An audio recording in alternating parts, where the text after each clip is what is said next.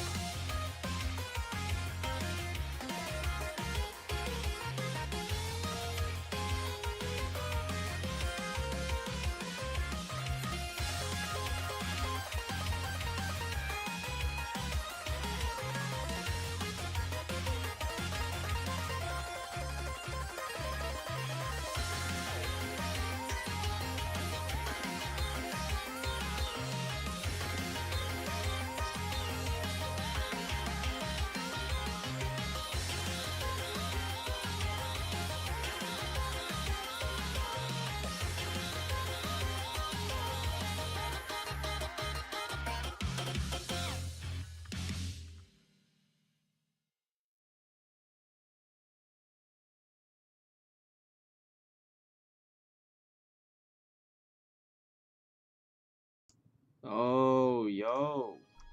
Guys, hello. Dude, okay.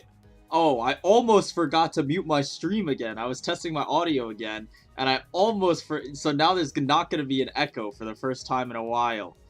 But, uh, dude, okay. First things first, like, I don't know what happened, but, like, in recent history, dude, I think it was like a Windows update or something, bro. Like, reset my mic settings. It like reset my mic settings, and I didn't realize until I recorded that video. Holy shit, dude. My mic is like permanently peaking, bro.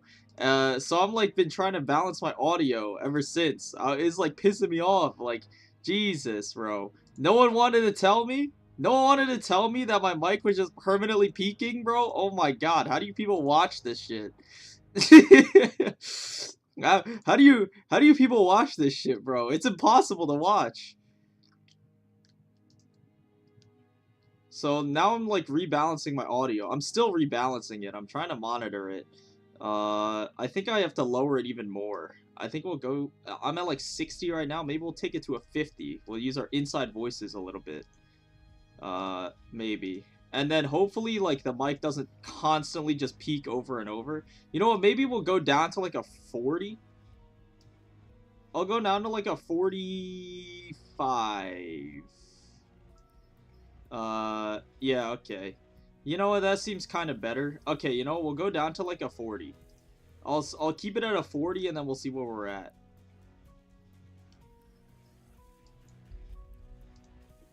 Anyways, what was I gonna say? I already forgot. Whatever. Can't hear anything. What the fuck you mean can't hear anything? Oh, Jesus, bro. Oh my god. Is it like, can't hear anything? What the fuck you mean can't hear anything? Okay, you guys are the cappers. The biggest cappers. You guys are the biggest cappers of all time. I can clearly hear my own stream. You want me to turn it on again? Yeah, yeah, alright. The biggest cappers of all time. I ought to ban your ass, Rumia, if it wasn't for your awesome emotes every single stream. Anyways, yeah, what was I gonna say? Oh yeah, I was like obviously rebalancing audio and shit. Is Limbus terrible resolution again? Do I have to reset the resolution? Yes. Give me 920 by 1080. There we go. So now it should be capturing the correct resolution too, instead of having ugly black bars. Very nice. So, how are we all doing today? Looking pretty good in the chat.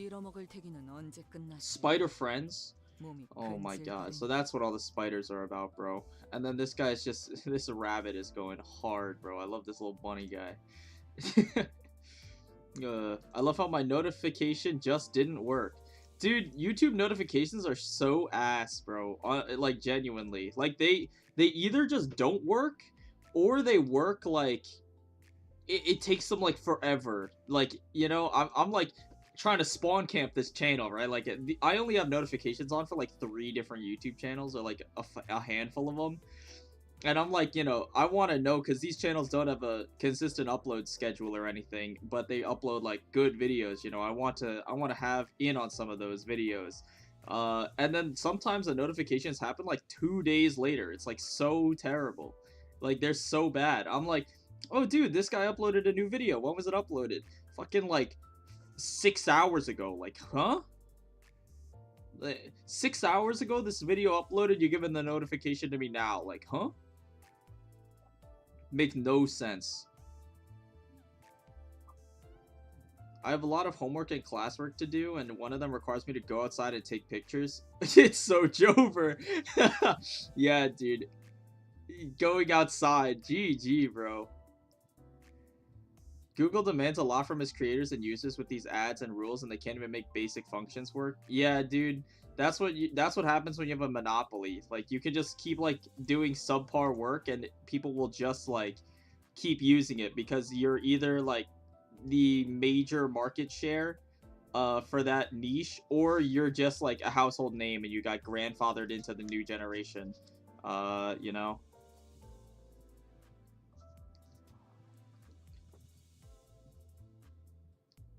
I remember YouTube gave me a notification 2 weeks late. Jesus, 2 weeks? That's fucked. I got Centipede 5 times in a row in Hard Mirror Dungeon.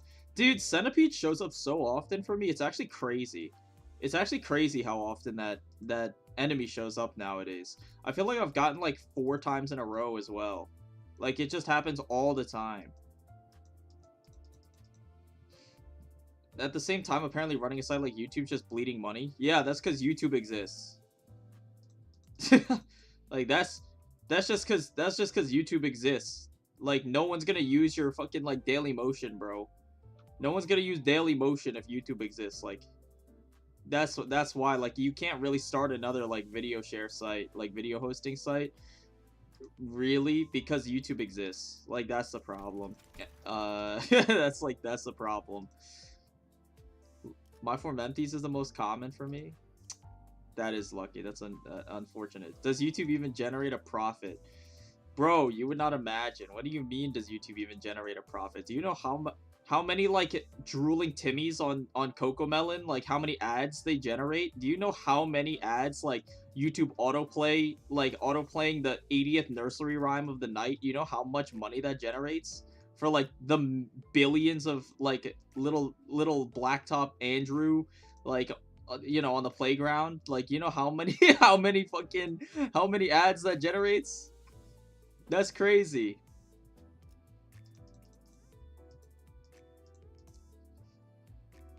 Google has been trying for years, and I don't know if they succeeded. Dude, I mean, dude, this website is literally a money factory. Like, literally. Anyways, we have work to do. And by work, I mean, obviously work, you know what I'm saying? I'm from Russia. I don't see any ads in like 3 years, even from phone. I mean, I've had ad block for the past like 3... Dude, YouTube has gotten unwatchable without ad block. Unironically, like, seriously. Like, for real, like, ad block is so, like, OP, bro, actually. Because my ad block stopped working on my phone for a while. Like, for like a week about. And, like, dude, holy shit. The amount of ads that get played on YouTube videos nowadays is actually completely, like, unplayable. It's, like, literally unusable, the app. I don't know. I don't know if you guys, like, on mobile, like, it's so bad, bro. Especially if you're on, like, if you're on a mobile device on the official YouTube app, adblock doesn't even, like, work, bro. So, like, you have to use, like, a third-party app in order to even use YouTube. Because, holy shit, it's, like, literally, it's unusable. It's literally unusable. Because it's, like, every like, 5 minutes, you get, like, 2, like, 30-second ads, and they're unskippable. Every 3 to 5 minutes, it's actually unusable. It's completely unusable, the app. Keep in mind, Twitter also had a ton of ads, and it was barely breaking profit. Yeah, because, like, probably Twitter, like, who the fuck even uses Twitter, bro? Also because a shit ton of advertisers pulled out of Twitter, obviously. So, you know, that might be... And a shit ton of investors also pulled out of Twitter, obviously. So, that shit is, like, going down the... That is literally going down the shitter. Like, I give Twitter another, like, 5 years maximum, I think. Like, I give Twitter, like, 5 years maximum. Before it shuts down, genuinely. I don't think that shit is gonna be around for much longer. Not as bad as Twitch ads. Twitch ads is the most hell. Dude, Twitch ads are so bad.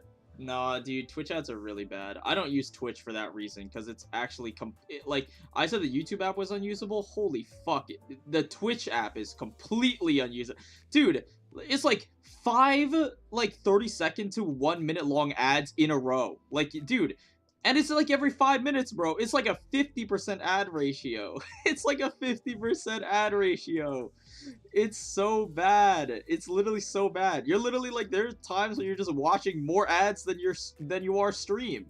It's completely unusable. It's literally terrible. Anyways, we're here to review IDs. Um, uh, I just to preface this, obviously I have not looked at any of them, but you know, I think I don't really have the highest hopes for these.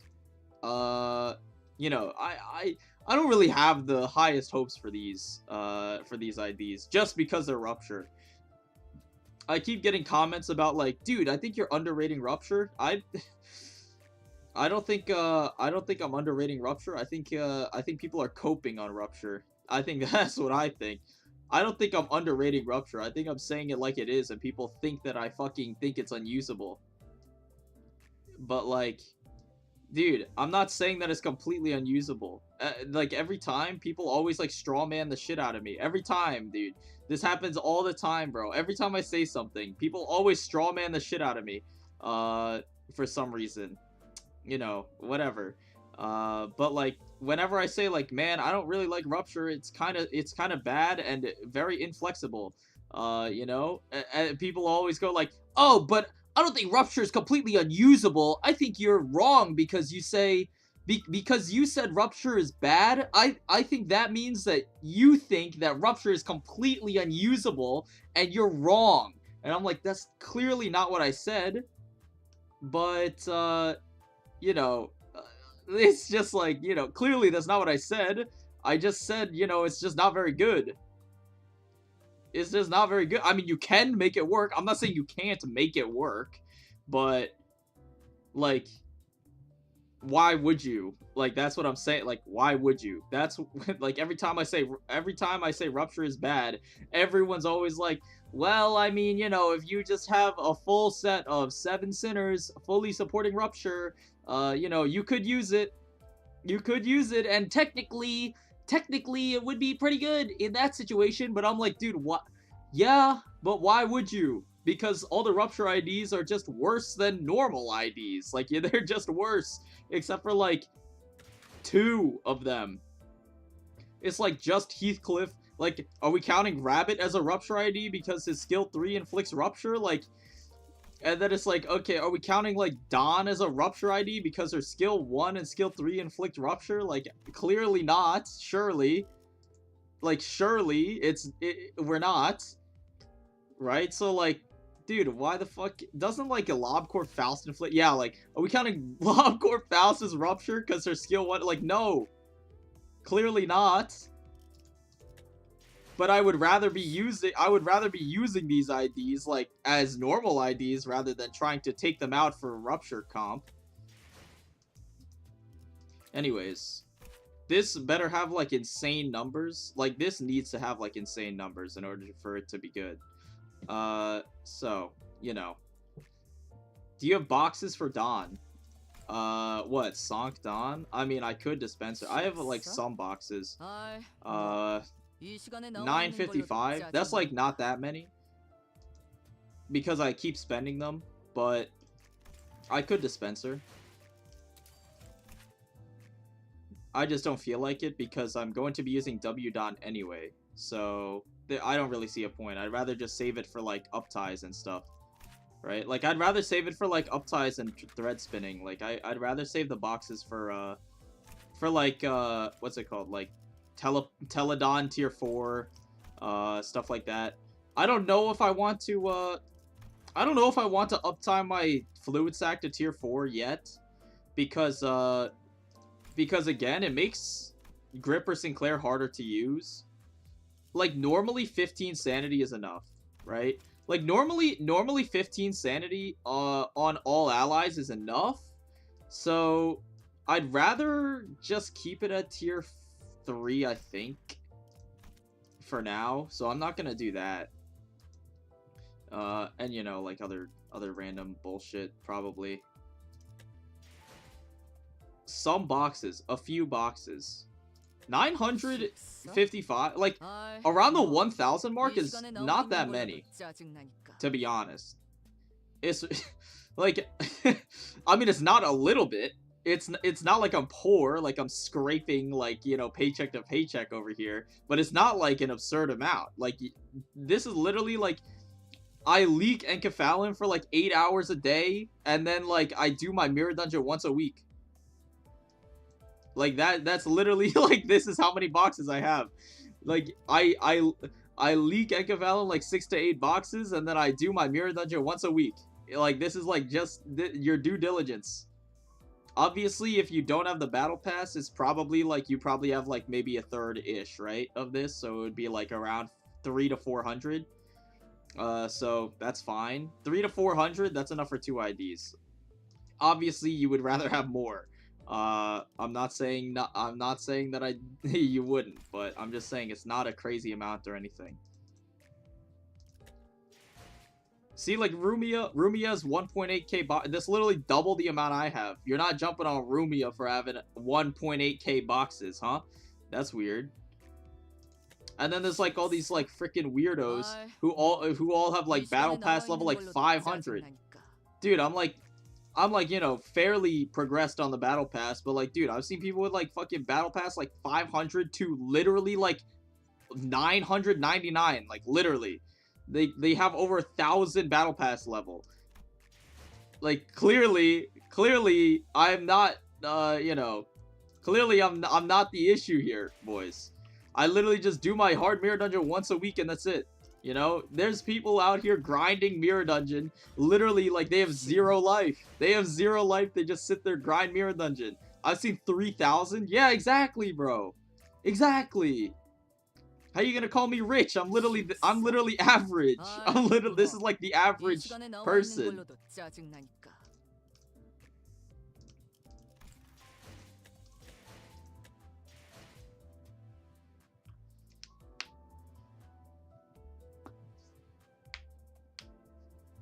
It's just boss with speed hacking. Yeah, but there's also people who legitimately have like 1,000. Like anything above 1,000, I think you're definitely botting. Like if you have 3,000, yeah, you're fucking botting, bro. But if you have like 1,000, you just don't go outside like that. It's like that's the thing. Like you know, I just do mirror dungeons in the background while doing something else. Yeah, but like the problem is like I'm not in my house to do the mirror dungeons. Like that's because I actually go outside and have a life. It's like that's the difference. Like I don't actually sit down for like 2 hours doing my mirror dungeons in the background because I'm not at my computer.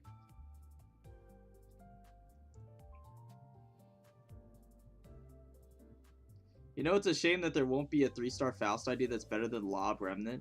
I mean, we'll see. I mean, this one could, you know. You never know. So buy 400 Gregor shards, but don't have Zwei, Greg, and Lantern. Do I buy something with that, or just wait for Uptype 4? Anything except Liu, Greg? Why do you say except Liu? Liu's like my favorite guy. I think Uptype 4 on Liu is really good, too, actually. I think Uptype 4 on Liu is, like, really good. Personally. I mean, that's probably who I'm gonna bring. That's probably who I'm gonna bring. To the railway anyway, so, you know. 9 boxes is average, I swear I'm not broke. I mean, if you're uptying and stuff, that I would not be surprised. I can get a normal mirror dungeon done split across the rest periods of my workouts. Bro is doing his reps, and then he's doing his reps. You know what I'm saying? Like, he's doing the reps, and then he's doing the reps. I see you. I see you. Liu Greg's already at Uptype 4. Then you don't have to spend shards. You already have, like, his best ID. But Mr. Streamer, Liu Greg has low clashing value, so he's doo-doo. I mean, his clashing values are improved with Uptype 4, though. That's the thing. Like, that's why it's so good. Because he actually clashes like a normal person as long as they have burn. Like, he actually clashes like a normal person as long as they have burn. Like, this is actually a pretty good clashing skill. You know, for a Liu ID especially, like, his skill 2 actually can clash like a normal skill. You know, so it's actually not completely terrible. I'm not gonna say it's good or anything. You know, I'm not gonna say it's good. Like, don't get me wrong, it's still not good. But you know, it's definitely vastly improved. Like, you know, it's definitely vastly improved. But like, the thing is, usually you wouldn't really even be using him in battle that much anyway. I think there were only like 2 stages on the first railway that you would use it. Like, that you would use him on. The rest was just his support passive, because his support passive was, like, super broken. Like, genuinely. His support passive's, like, super good. So, that's, like, mainly his usage. The other times you would use him are, like, you know, stage 1, just because all the enemies were fatal to blunt. So you would use him on stage 1, and then I think stage 4 you would use him, and stage 7 you would use him, but that's literally only for Legerdemain, and his kit didn't matter on those stages, because you were just using Legerdemain like every turn, or every other turn.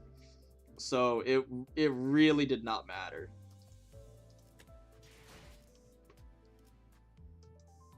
Anyways, let's actually review this ID. So we got a 4 plus 3x2. Average. Coin power plus 1 for every 3 rupture on the target. I don't even know how achievable that is, because again, rupture count is just like rupture count is just like it is. That's for sure.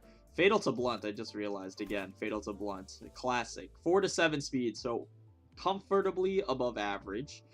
A little bit low on the defense level, but that's, you know, negligible. Pretty average skill. Her offense level is pretty good, though, which is neat.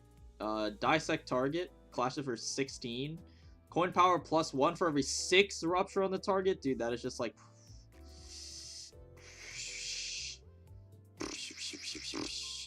That's, like, not very achievable. Like, I feel like that's just not very achievable. 6 rupture. I mean, like, it's okay. I don't know how it really works. Like, is it on use it gains the coin power? Or does it, like, check after each coin? Like, if I consume all of the rupture halfway through the skill, does it lose coin power? I can't imagine it works like that.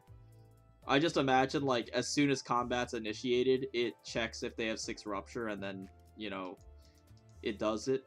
I have no idea. Flash win, inflict 3 rupture count, that's fine. That's fine, I guess. Like, 3 rupture count is pretty neat. It is a 3-coin skill, though. Like, dude, the problem is every single time they release a rupture ID, they always give them multiple skill, or multiple coins. Like, the whole thing with rupture is that you want as few coins as possible, because then you're just gonna eat the rupture up again. Like, every single time you have a skill that inflicts rupture, if it's like multi-coin, they just fucking eat the rupture that they inflict anyway. So it's like, dude, what is even the point, bro, if you're inflicting rupture count? But it's Clash Win this time, so like, Clash Win is probably a lot better, because you can kind of stack this over and over every time you win a clash. Like, if you're like clashing with a 3-coin skill with this, you can inflict like 9 rupture count, and then you would eat 3 for hitting them 3 times, I guess. I mean, like, it's fine. I'd rather have more rupture count, though, than even this, right? I feel like these new IDs are made for mirror dungeons, since they benefit greatly from relics like Thunder Branch. True. Welcome to the stream, Smiths. I feel like it's been a while, bro, since I've seen you. Dude, there's a new soloer on the block, bro. I don't know if you've seen him, Smiths. Hold on, let me... Dude, I was like subscribed to him like so long ago, before he blew up. It's like Axial. It's like Axial. Awesome. You know, he's pretty good. He did like a solo Hong Lu, like W Corp thing. It was pretty funny. But yeah. Anyways, yeah. It isn't. She uses it all up. It's net 0 plus 3 with Spark Discharge. Bro, she only inflicts 3? I thought it... Oh my god, dude. Wait, so you're telling... Why does it work like that? Hold on. Because, like, that makes no sense. Okay, so you're telling me that Umbrella Thwack, right? Umbrella Thwack... Clash lose, gain 3 sinking. This gains 3 sinking every time he loses a coin. Right? Like, because that's what, I mean, obviously I have not seen it for myself. I could see it for myself because I have, like, resources, but I'm not going to uptype 4 Sun Shower right now. But, like, it's only 3 sinking if he loses the entire thing. Bro, people have, like, been misinforming me. That's so shit. So people, you're telling me that people have just been, like, hard coping and also spreading misinformation. Because when I made my video, I said he only gets 3 sinking. And then people went back and they were like, well, technically, every time he loses a clash with a coin, he will gain 3 sinking. So if he loses the whole clash, he gains 9. And then I was like, well, I mean, makes sense. I'll believe it because, you know, why would I not believe it?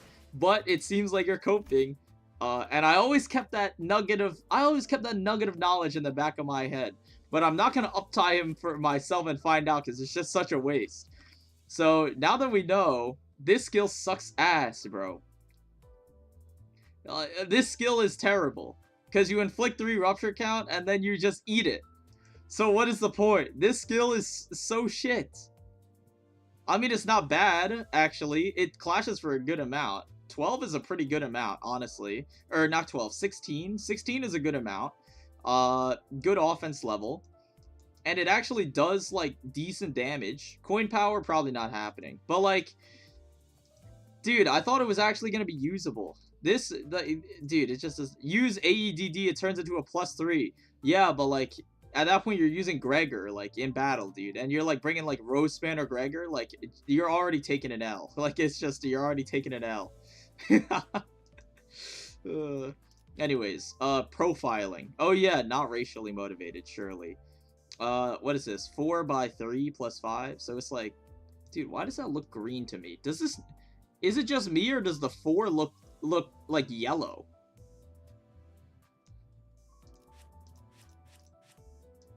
Is it just me, or does the 4 look like really yellow for some reason? Anyways. What is this, like, 17? 17p good? 17p good, actually. It's not the 18 is, like, the magic number where I start to go, like, Pog. But, you know, it doesn't seem that bad. Deal plus 10% damage for every 3 rupture on target. Max 50%. You need, like, 15 rupture for that or something? I mean, it's not unachievable. On use. So, okay. Wait, on use is a lot better than, like, whatever this shit is with the coin power. On use is just so much better. To be honest. Clash win inflict +2 rupture count. So this just, like, doesn't even profit. You just go -1. You go -1. Why live? Why live? If target is staggered or defeated, gain 1 haste and 1 slash power up. Again, I said it in the video, bro. It's like it's on the 3rd coin, bro. This is, like, super inconsistent, I feel like. Let's wrap it up. 10 plus 4 is pretty standard. On use, gain haste next turn 3 times per turn. Yeah, okay. Fine. Passives before the T cools. When attacking target with a damage type, the target is fatal or weak or fatal. Resistance greater than 1 times 2. Okay. Gain 1 poise for each rupture on target. I don't give a shit about poise. That shit does nothing. I do not care about poise at all. She doesn't even gain... Wait, she doesn't even gain poise count. She doesn't even gain poise count. So if you don't crit, it just falls off instant. If you don't crit, it just falls off insta, bro. This is actually useless. This is actually useless. Wait, dude. Oh my god, it's just so useless. One ally with the fastest speed deals more damage based on target's rupture when attacking damage type with the target's weak or fatal to. Yeah.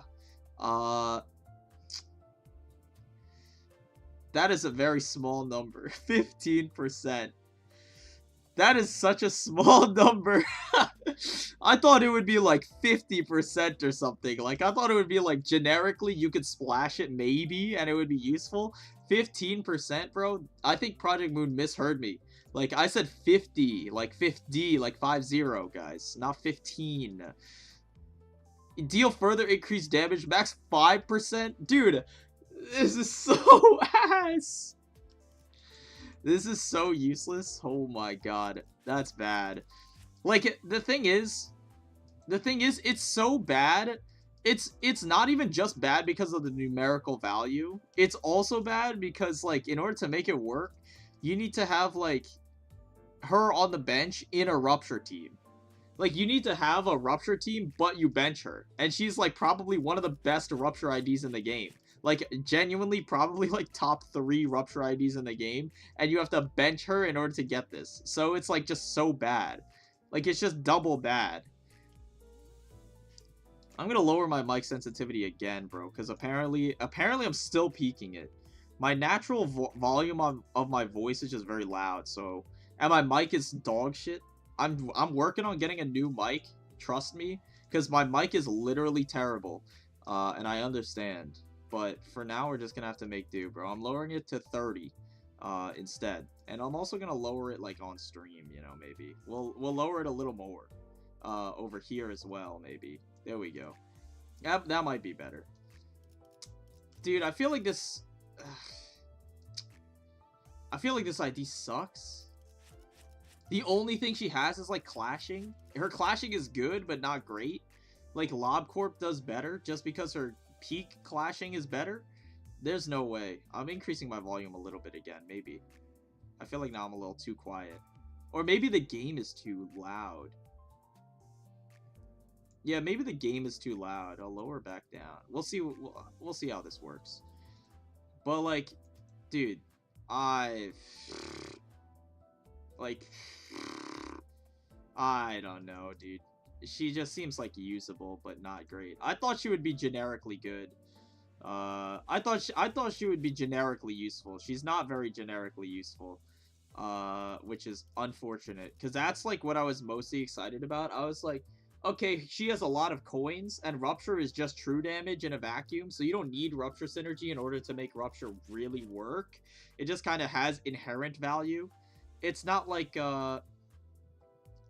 what's it called? It's not like, Tremor or something, where, like, Tremor has, like, no inherent value, right? Like, Tremor is so dependent on your team comp and the enemy, and the enemies you're fighting against, that it has, like, 0 inherent value, right? But, like, Rupture is kind of different because it actually has, like, inherent value because it's just damage. But, like, her numbers are low. The Rupture numbers are low. And then, like, her damage is just kind of a little average. I don't know, dude. I think she's just kind of average. Nothing, like, crazy or anything. Very disappointing. Very disappointing because Faust hasn't gotten anything relevant in, like, a million trillion years. So, that sucks. And then Heathcliff. Not really relevant, but she has 3 stagger bars, too. That's a yikes. I like her glasses, though. Okay, that's a big dub. Streamer, she failed the meta relevancy test. What about the drip test? What about the drip test? I mean, women in suits, that's like my type. So, the drip test she passed. I'd say her drip is like...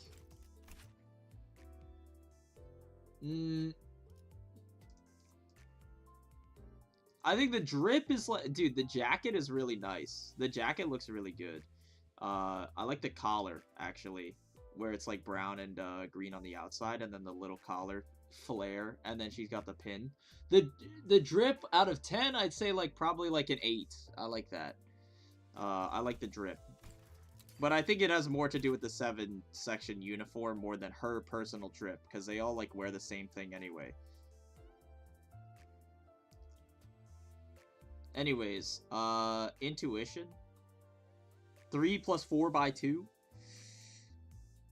3 plus 4 by 2 is like slightly above average. His offense level's average. Fatal to blunt. Why do they always like... Dude, why do they always give me the fatal to blunt shit, bro? Why do they always give me the fatal to blunt shit, though? And then slightly below average defense level. a hair above average speed, but like might as well be average speed. If target is 6+ Rupture, coin power +1, again, it's just crippled. At least he clashes for 11, but the offense level kind of pulls it down a tiny bit. The wrap-up. See, this is what I like to see. It's a 1-coin Rupture skill.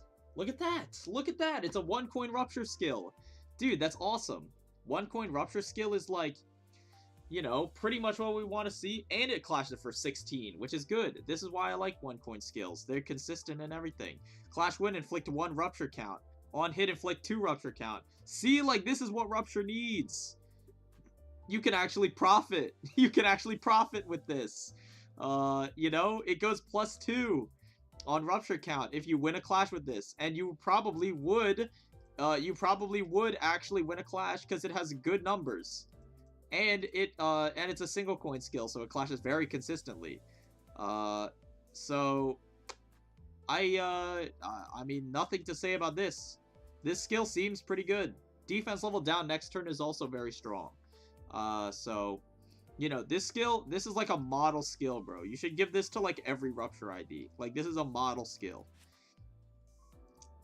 Forensics 4+2 by 4. If target is 6+ Rupture, coin power +1.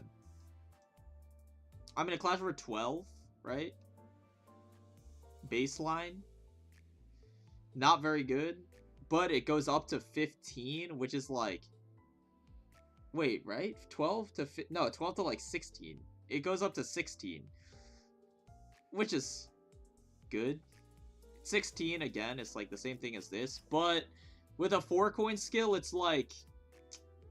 On a 4-coin skill, it's hard to say it actually clashes for 16, because again, the odds of you dropping like a coin, like the odds of you rolling tails on a coin, even at max sanity on like a 4-coin skill, is pretty significant. Like there is a chance that you'll roll tails on it, you know, fairly frequently.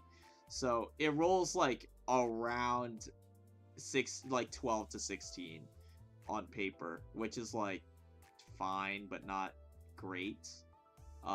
Good damage though on paper, just good damage. On hit, inflict 3 Rupture count, and then it goes net neutral. On kill, inflict +2 Rupture count against the enemy with the lowest Rupture count. +2, dude. Oh my god, dude. Like, could it not be like +10, bro? Like, could this not be like +10? I feel like, man, like, come on, dude. Like, that would actually be so spicy, because then you could like stack Rupture on one guy. This goes net neutral, but you would be like, obviously this goes net neutral on Rupture count, like on paper, but like I think the idea is that you build up a massive Rupture stack.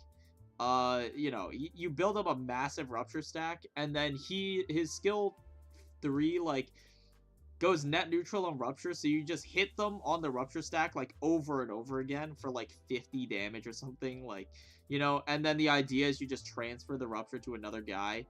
But like, you know, even as a finishing move, it's not really remarkable. It does like good damage, not insane damage. It does like good, like fair damage, and then helps you to like burst your Rupture stack pretty quickly. Doesn't actually plus you, and then on kill it pluses you like a pitiful amount. It's like a drop in the bucket, bro. +2 Rupture count. That shit does not work. Guard skill, no effect. Fine. When attacking a target with damage type, the target's fatal to, has to be fatal to, inflict 1 more Rupture with skill effects. Not really the issue. If it was Rupture count, maybe that would be pretty good. If 4 or more survival units are 7-section, additional 1 Rupture. Yeah, okay. We don't have enough 7-section Rupture IDs to make it really do anything, though. One ally with the highest max HP inflicts 1 more Rupture with skill effects. Plus 1 more Rupture with skill effects when attacking a target. The damage type is fatal. If it's a 7-section, +1 Rupture. again, like, the support passive just kind of doesn't make sense, bro. I feel like you'd always just, like, if you're on a Rupture team, you just always use him. I don't know why you would bench Heathcliff on a Rupture team. He's probably, like, the second best Rupture ID next to Faust. And then third is probably, like, LCCB Ishmael is, like, third place, I think, on Rupture ID. Because she only has one Rupture. It's, like, a damn good Rupture skill, but it's only her skill 3. So, I mean, she's, like, an honorary Rupture ID. So she's, like, third best. I don't think you'd ever bench him on a Rupture team, so again, this doesn't really make that much sense. I mean, overall, these IDs seem kind of mid. Just average. I was expecting them to be better. Especially Faust. I'm disappointed with Faust. I thought Faust was going to be, like, generically very solid. She just seems, like, usable but niche. Like, I don't know. She just seems like usable but niche. Just very, very average. I thought she was going to be pretty good.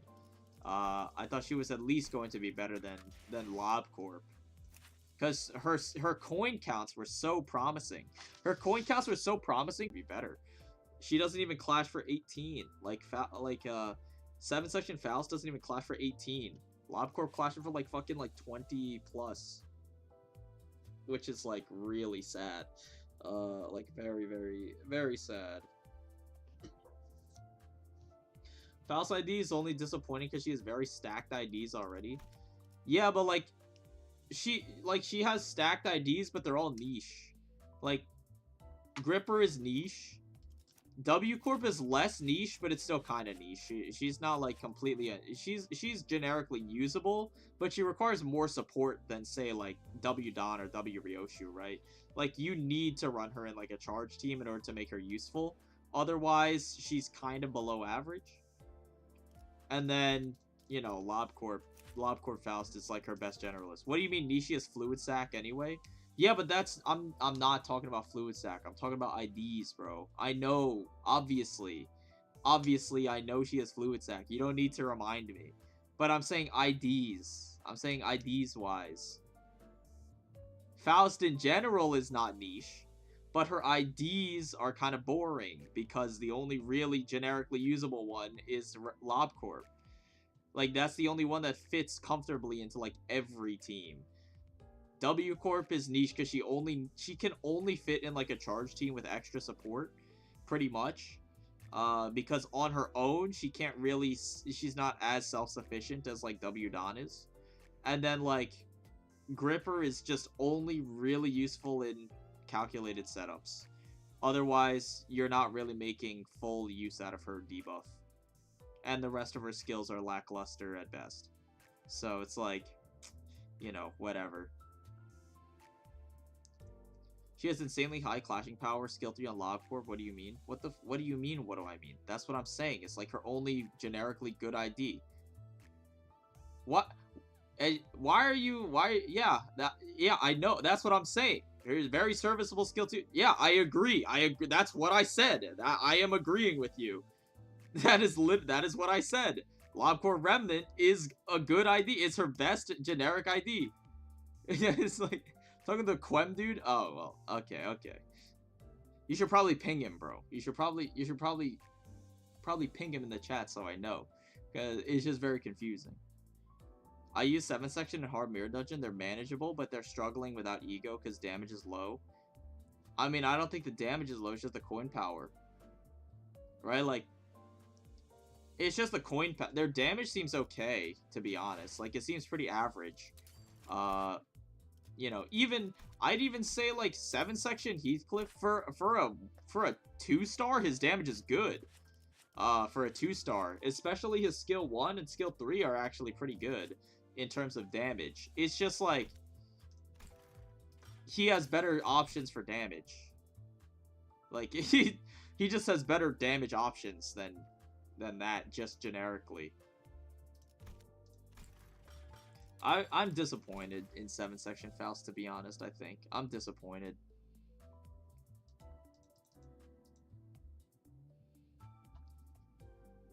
I'm not gonna lie, Roja needs more IDs, or better IDs. She needs more love. Yeah. I mean, she has a lot of IDs, but they're all, like, pretty decent. They're, like, they cap out at, like, decent. Like, pretty good. But it's not, like, anything... Not, like, anything meta, bro. Like, okay, if we're... if I, like... I don't want to leak the secret sauce. But, like... Let's just say I'm probably not going to be using Roja on my team for Railway. Like, I promise I'm going to stream my blind clear of Railway, right? Like, I'm going to stream my blind clear of Railway, that's for sure. But beyond the blind clear of Railway, I do not intend to stream much more of Railway Line 2 once it drops, besides the blind playthrough. Because, you know, I don't want to leak all of my strategies, because then everyone's going to copy me, and then, you know, whatever. I'm not leaking any of the secret sauce. It's my own secret formula. You know what I'm saying? So I'm gonna probably like not. Maybe I'll stream a little bit of it, you know, but I'm not gonna be like every day like hopping on for grinding out Railway. And then like also, yeah, and then obviously at the end of line 2, I'll be like, yeah, you know, make the meta retrospective, because that's like probably my most anticipated video in general, because that's like the one that everyone knows me for. Is like, yeah, dude, your meta retrospective was so good. You know, the meta retrospective was just so good. You know, I can't wait till season 2, so you can make another one. And I'm like, yeah, dude, I can't wait either. The secret sauce you're talking about is just bringing Liu Gregor every single time, right? Maybe. Hey, maybe. It's a charge Steam spoiler. Spoiler? It might... I don't want to say anything, but it might or might not be a charge team. We'll say. Yeah, which is every team. Every team is either a charge team or it's not a charge team. But, you know. So you're not going to help the noobs get low turn counts? Well, I'll help you. But I'm not going to reveal my strategies right off the bat, you know what I'm saying? Like, you know, I'll help you, I'll help you get the banner. That's for sure. You know, I'll help you get the banner. Like, you know, at the end of the last season Railway, like the last 2 days, I was just on like overtime helping people get the banner, because they were like, dude, either like I'm new to the game, I didn't start, and I'm just like trying to squeeze in at the last second, or it's like, oh, well, I'm a procrastinator and I just like forgot to do it, you know, I just didn't feel like doing it. But it's like, you know, I'll help you get the banner, but anything beyond the banner, that's on you to figure out. that's on you to figure out, all right? Just like it's on me to figure it out for myself. That's on you to figure it out for yourself, right? Right now, I'm under the assumption that this railway is infinite and we just keep going until we die. Yeah, but like infinite in theory is not the same as infinite in practice. That's the difference. That's what a lot of people like get it twisted. A lot of the time, a lot of people get it twisted. Infinite in theory is not the same as infinite in practice. Like, in theory, you could go, like, this is what happens every single time. And I see people saying it for Railway too. The thing is, like, people are like, oh, so it's just, like, I've already seen it, bro. People are already going, like, oh, so this one is just, you know, because they're measuring by the amount of revolutions, the turn count might not, you know, the turn count might not matter as much, right? But it's like, you know, after a certain point, there's going to be a theoretical limit on looping, right? Like, there's going to be a theoretical limit on revolutions, just like there's a theoretical limit on the amount of turns, like the low turns, right? Like, theoretical limit on low turning was 9. Or like whatever, like 13 or some shit, right? Like how many stages were on the first one? Like 13, right? 1, 2, 3, 4, 5, 6, 7, 8, 9, 10, 11, 12, 13, right? So theoretical limit on line 1 was 13, right? Obviously that shit is not happening. So, you know, then we have to go to the practical limit, because theoretical limit on this one is infinite, right? The practical limit on line 1, spoiler, like the lowest you could possibly get practically was like 40 around 42, I think, like, was we found like 42 to 45. I don't remember the exact practical limit, but it was like theoretically it was 45-ish, I think, was like in theory you could get. I still remember, because you would go four turns stage. I still remember exactly. It was like 4 turns stage 1, 3 turns stage 2, 3 turns stage 3, 4 2 4 1, 4 5 7, 2 4 4, I think, was like the like lowest score we could figure out. I don't remember exactly what it added up to, but it was around like 42 to 45-ish, right? But then there's the actual like human limit, was like it ended up being like 49, right? Because of the time limit on the event itself, it was like it ended up the world record was like a tied 49 between 2 players. Right? Like that was the actual like human limit. So like in this, it's kind of the same thing, right? It was like, you know, what was it? It was like people are like, yeah, it probably caps out at like 999 revolutions or something, right? Like technically speaking, the theoretical limit is like 999. The practical limit is a different story. And then the actual human limit is like another different story. So there's like, you know, there's a lot of like, you know, different levels of approach for this. And obviously like people always get stuck on the theoretical limit.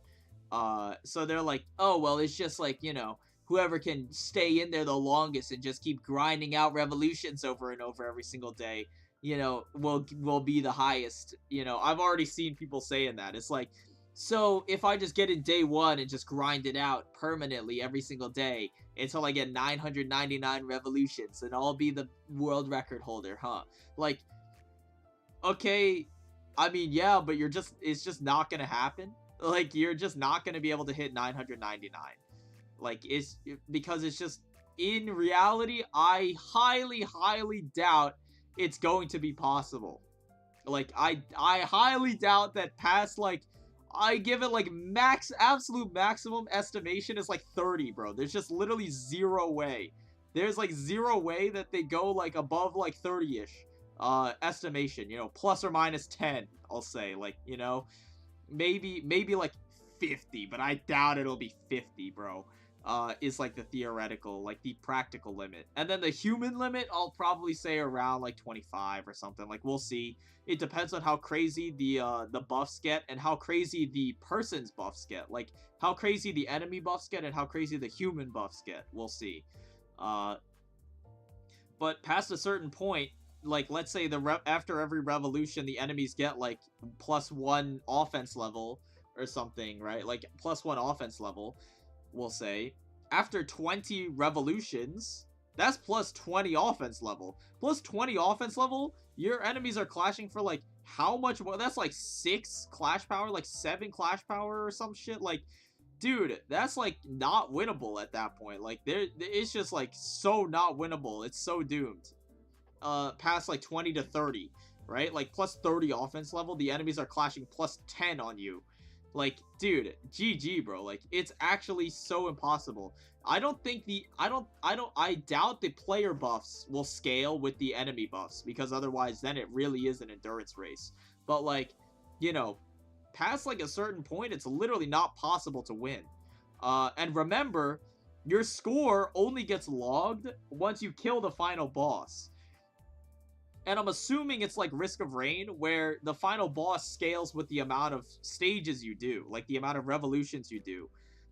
So there would be a point where you can just like fly too close to the sun, keep going around and around to like stage 30, and then like you just can't clear the final boss, and then your entire run is bricked.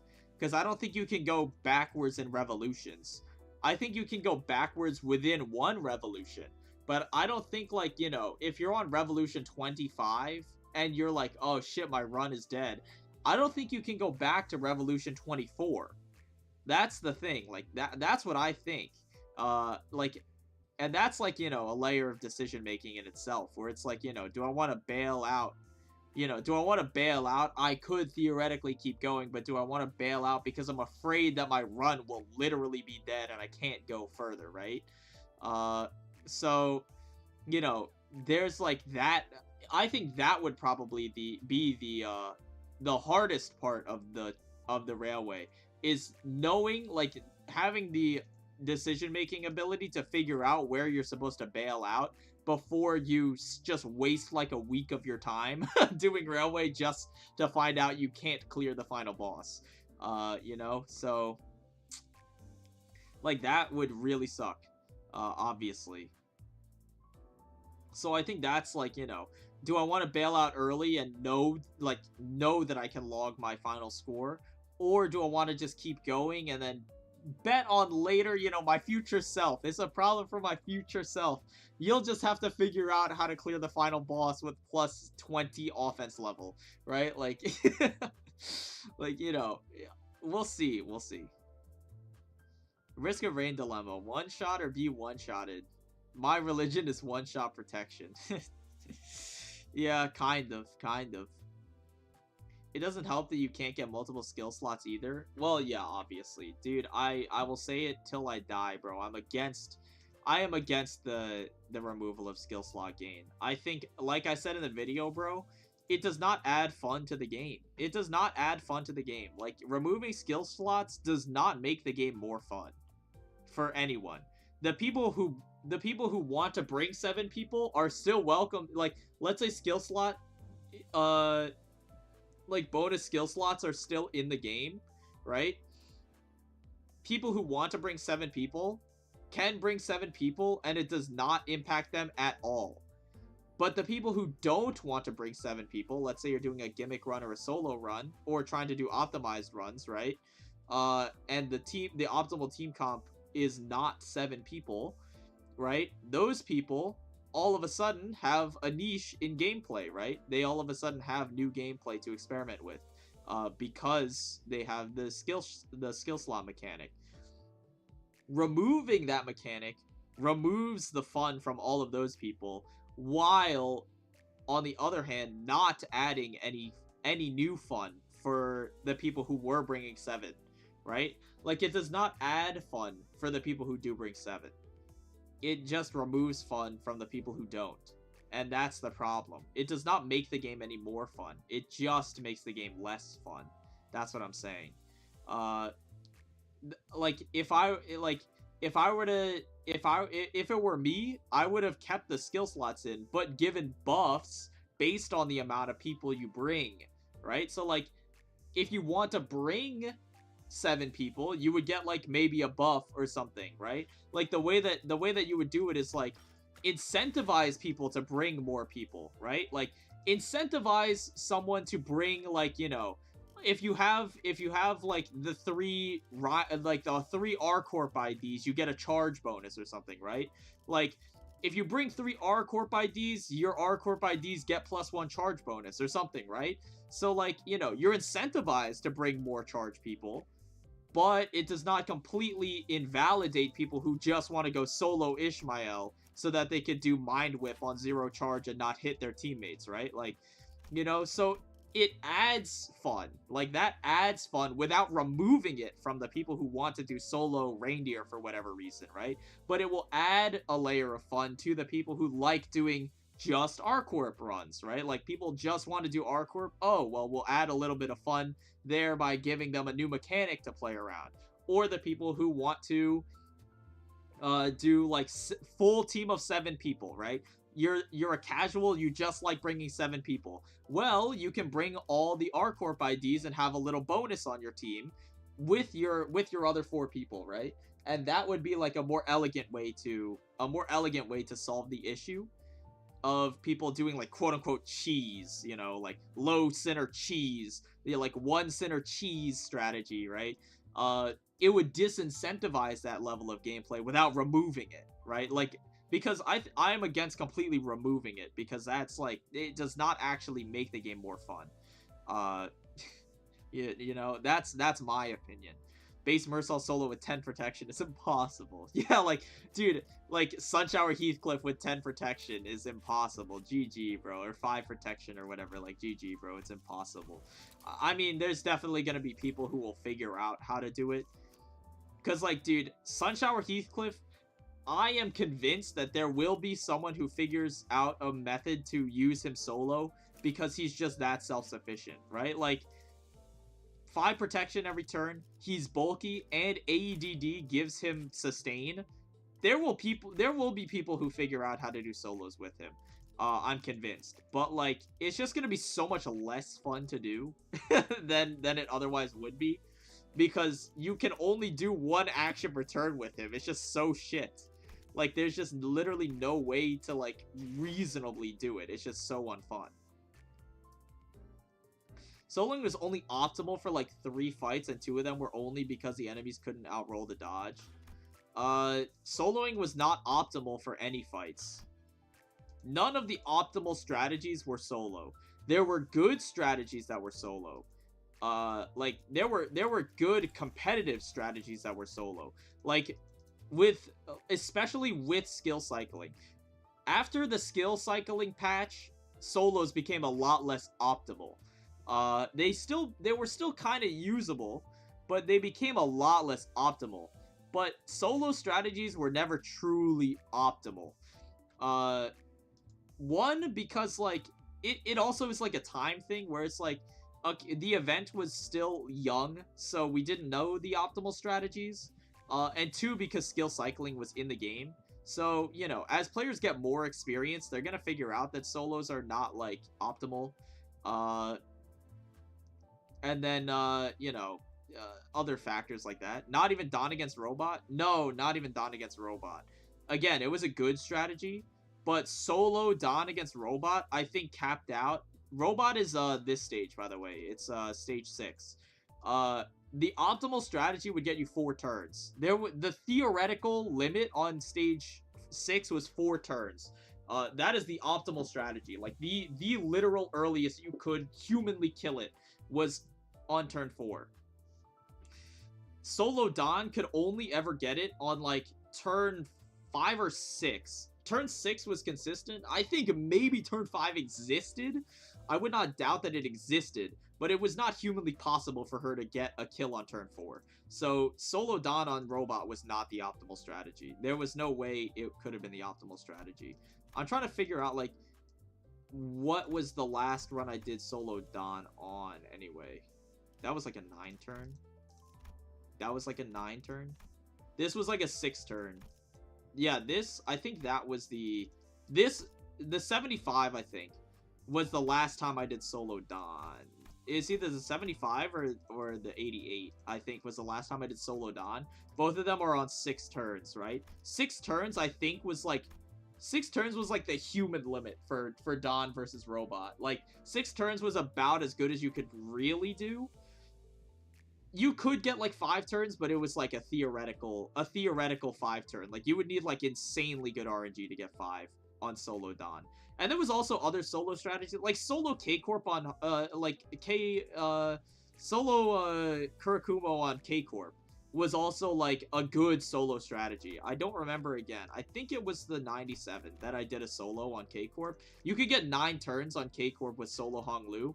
You could get it even lower. You could get, like, 8 turns, I think. Like, 7 or 8 turns with Solo Kurakumo.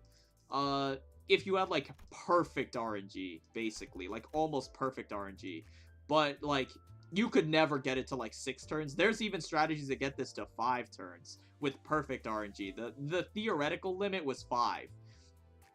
But, like, I think on the 44 or the 49, like, the world record, no one got, like, a 5 turn in their world record run, because 5 turn is, like, the theoretical limit. 6 turn is, like, the reasonable human limit. Right? So it's like, you know, and Kurakumo solo would never be able to get a 5 turn, let alone a 6 turn. I think he topped out at around a 7. So, like, solos were not even the optimal strategy. They were just good strategies. right? But they were never optimal. And that's what people kind of get twisted. One thing that bothers me is the event. People do the same loops in Railway 2 count as a tiebreaker, but they removed it anyway to consistently reduce turn count, so now there's a lot of luck. I mean, yeah, kind of. Like, it's not like a lot of luck. Like, it's reduced luck. If anything, there's about similar luck, but it disincentivizes resetting. That's like the major difference. Like, there is still luck because the runs are now seeded. Like, all of the railway runs are now seeded, so you like your luck will theoretically be very similar on your seed if you reset to any given stage.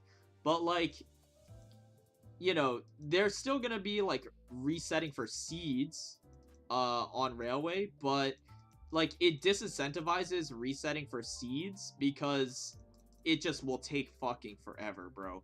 Because if you get a bad seed, you'll only know past like one revolution like really how good a seed is, I imagine, on a run.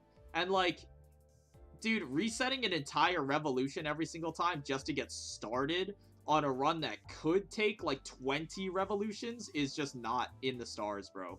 Like, it's just not in the stars, bro. I like, it heavily disincentivizes resetting. I'll have to restart my entire run to reset on loop. Yeah, exactly, right? Like, you know, I don't know how long it will take to recognize a good or a bad seed on a run. Like, I feel like it will take a couple of revolutions at least. Like, I'm just envisioning for myself, it'll probably take me around like 2 to 3 revolutions to really know if a seed is good or not. But like, dude, I'm not gonna want to reset like 3 revolutions in. I'm not gonna want to go, okay, well, I've spent my afternoon, you know, on this railway run, and now I know it's a bad seed. I'm not gonna want to reset it. Like, at that point, just keep going with it. Like, at that point, just keep taking it to see how long you can go. You know?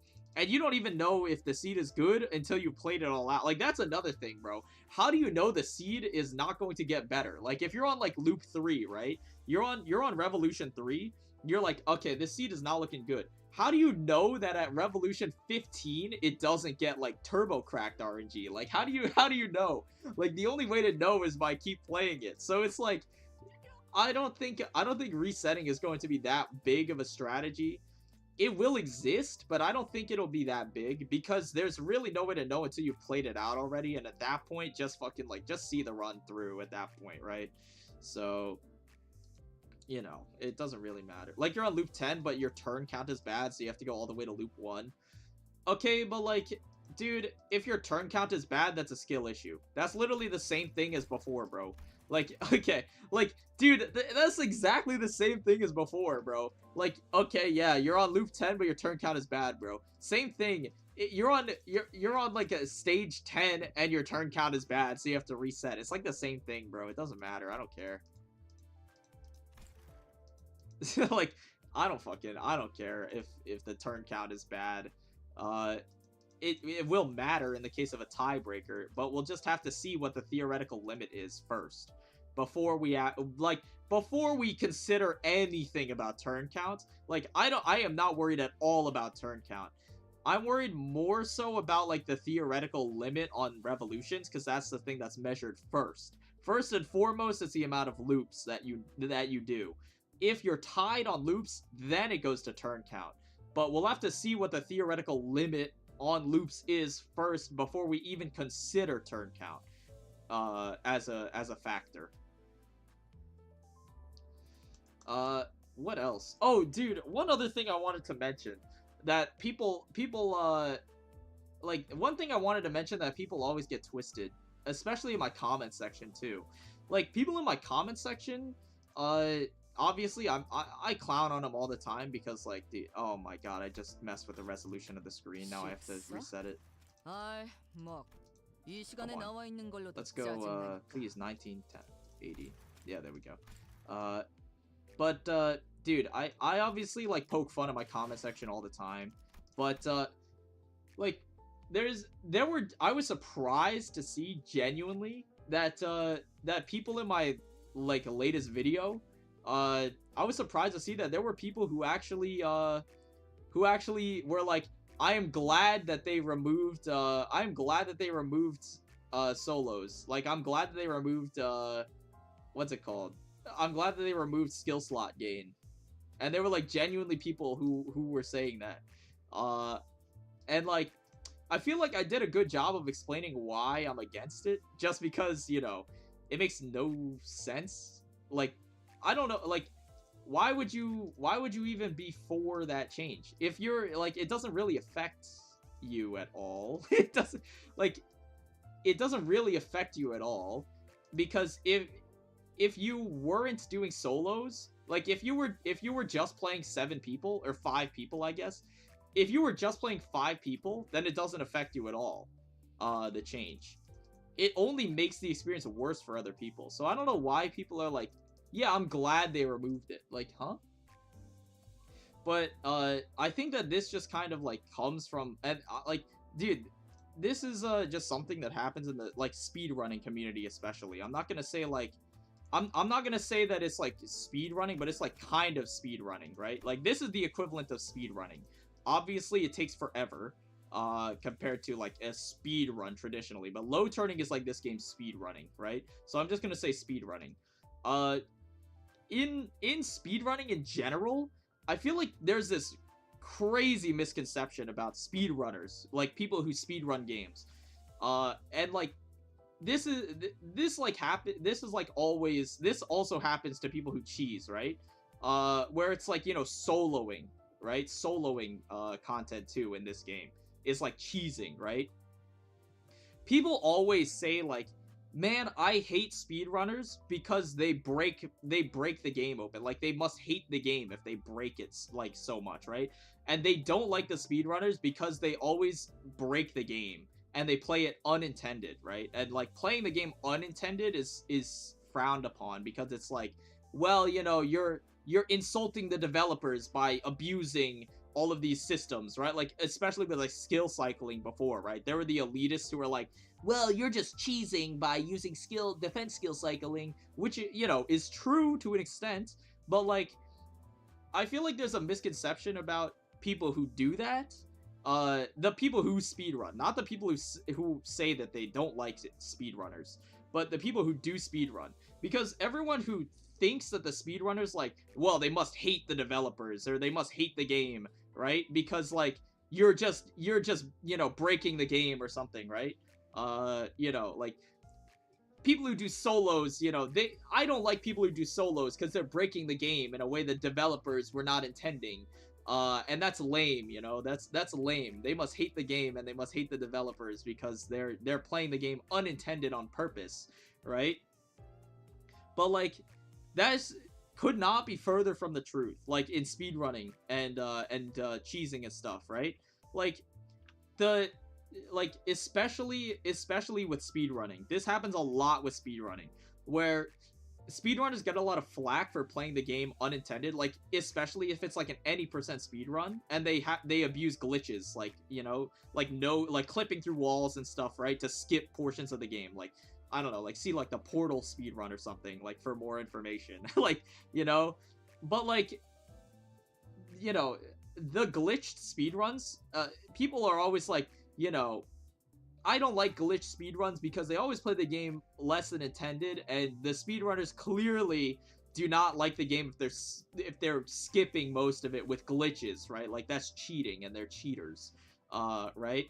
And they're frowned upon for that. But, like, that could not really be further from the truth, to be honest. Like, people will speedrun games, and this is, like, the moral of the story, right? This is, like, the thesis statement where I'm going with all of this, is, like, people only speedrun games and cheese games because they love the game. Like, that's the thing. Like, people will only ever speedrun a game if they really love it. Like, they really love the game. Because in order to speedrun a game or cheese a game, you need to know, like, everything about the game. Like, the way I would describe it is, like, let's say a game developer is like a sculptor, right? Let's say a game developer is a sculptor, and the sculptor gives you, like, a statue, like a marble statue, right? And you love this statue to death. You keep it in your room constantly, and you just look at the sculpture, you absorb every detail about this sculpture, right? And you eventually memorize this sculpture front to back. You love the sculpture to death. You spend hundreds of hours just like observing and studying this sculpture, right? And then eventually you're like, okay, well, I really love this sculpture, and I want to know what the limits of the sculpture are. I want to know exactly how it's made. I want to see the thought process of the developers behind it. And one day, after like 1,000 hours of absorbing this sculpture, you break the sculpture apart into every single component, right? And that's that's how you like study strategy for speedrunning, and that's how you find glitches to abuse, and that's how you find cheeses, right? You have to break that sculpture apart and find out where all of the nooks and crannies are. You have to figure out where all the flaws are that you could maybe abuse. All of the optimal strategies require an insane amount of game knowledge, right? And like, you know, and this goes for every game, obviously. Especially like I saw this on a like a Majora's Mask speedrun.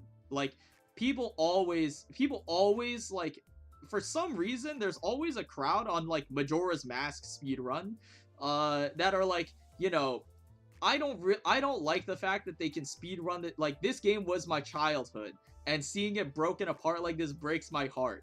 And I'm like, what do you mean by this? Like, you know, like, you know, Majora's Mask is like a dozens of hours game, pretty much, to play. People can speedrun that game in like literally like minutes, I'm pretty sure. Like, I don't know what the speedrun record is on Majora's Mask. Hold on, let's see. The Majora's Mask any percent is like an hour long. That is like a dozens of hour game. The any percent record is an hour 15-ish, right? Like, you can literally that's like your lunch break at work, bro. And everyone who's like, you know, oh well, dude, I don't like the speedrunner because they're breaking apart my favorite game. It's like, man, that's like, dude, they have literally been playing the game. The game might have been your childhood. That is like, this guy's living, bro. Like, he lives and breathes this game, bro. Like, it is literally his favorite game of all time, probably. And the fact that you think he's not like a true fan because he doesn't play the game as intended is crazy. Because probably he's a bigger fan than you are. And that's like the same thing with like, people who do like solo Heathcliff, right? Like, people will always shit on solos because they're not playing the game as intended.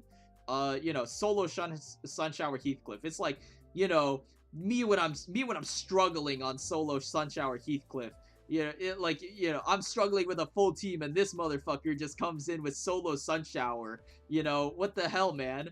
It's like the same thing, bro. Like, that guy probably spent like fucking a dozen hours resetting on Brazen Bull to get good RNG for that solo. Like, dude, it makes he's probably more of a fan than you are because you're not even like going to try to do it. Like, that's the difference, bro. Like, that's the difference. I feel like that's like a huge misconception in the casual community. Like, I feel like that's a huge misconception in the casual community. When they look at like more competitive, I'm not gonna say competitive. It's not like fucking ranked or anything, right? You know, it's not like ranked. But you know, the more competitive, like, elite side of the community, you know, who cares about like that stuff, they always look at them with like, you know, with with like this look of like, well, we're superior because we just play the game for fun. You know, oh, that's a huge one, bro. You seriously, like, you don't even have, I bet you don't even have fun anymore because you're skipping all of the fun parts of the game. That's crazy, bro. No, that's what, dude, people say that all the time. It's like, well, you know, because you're not playing the game as intended, it's not as fun, you know, because the developers intended the game to be played this way, so that's the most fun way. And that's like crazy, bro. Like, people, there's always people who are like, dude, you can't possibly expect me to, you know, you can't possibly expect me to be resetting for 100 hours because, like, dude, it can't even be fun, bro. I actually had fun resetting. Like, dude, I know as crazy as it sounds, but there are some people who do find resetting fun.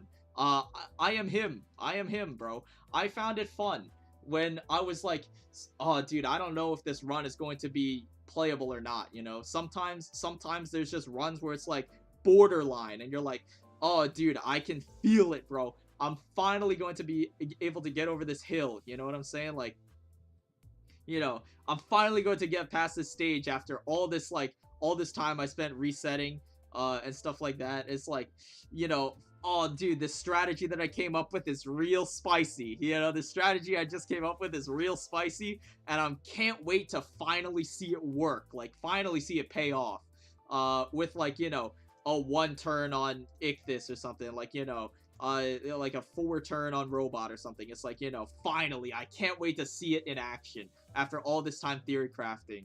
And it's like that anticipation over and over. Every time you reset, you're like, dude, this could be the run. Like, every time you get a semi-viable looking run, it's like, this could be the run. This could be the run. You know, that is, like, fun to me. That's fun to me, bro. And there's always the people who are like, dude, you seriously have fun just resetting over and over? You're not even playing the game. You're not even playing the game, man. Like, dude, you're just, dude, Project Moon said to get it in 120. Like, why do you even bother? Why do you even bother? It's not even fun. Like, dude, you know what I'm saying? Like, I feel like it's like that level of, like, casual elitism that's even worse than the elitists. Like, always, it's even worse than the elitists, right? Because, like, every time someone asks a speedrunner, like, hey, I want to get into speedrunning, I guarantee you, like, every single time anyone asks a speedrunner, like, hey man, I'm interested in getting into speedrunning this game that you like, the first thing they're gonna say is like, dude, that is awesome. Here is, like, you know, the speedrunning Discord or something, right? Like, you know, this is the speedrunning Discord. I have all of these tools to help you get into speedrunning the game. This is my advice. If you need helps with, like, tricks or something, you know, you can come to me because I love this game and I want you to be able to enjoy it the same way I do. And that's the same thing where it's like, people ask me, like, you know, hey man, like, what's your strategy for this stage? Because you like low turning, and I want to get a better score on this stage. And I'm always, every single time, I'm always overjoyed to help you, like, help these people get help them get better strategies for these stages, because I just love these stages so much that I'm willing to reset hundreds of hours on them in order to finally see a strategy work, right? And people are like, hey man, what was your strategy for like stage 6 or something? And that's, like, meaningful to me because that's my strategy, and I'm like, I know that it worked and I saw it from my own 2 eyes, and I'm like, I'm proud that it worked, and I would love to share the strategy with you. You know, that's, like, always the first reaction that speedrunners will have. You know, if you ask them about their game, that's always the first reaction. They're never going to say, well, you know, this is coming from a casual player. Oh, you're a casual player trying to get into speedrunning. Oh, sorry. Yeah, you're just not as good as me, so I'm just going to not help you at all. Like, dude, you, like, you're never going to find a like, high-level player that says that. You're never going to find a high-level player that says that, bro. Because, like, the bottom line is they just love the game, and they want to help other people love the game. Like, it's like the same thing, bro. It's like the same thing. You're never going to have people who are just, like, at the top level gatekeeping people like the casual players do. Because the casual players will gatekeep everyone, bro.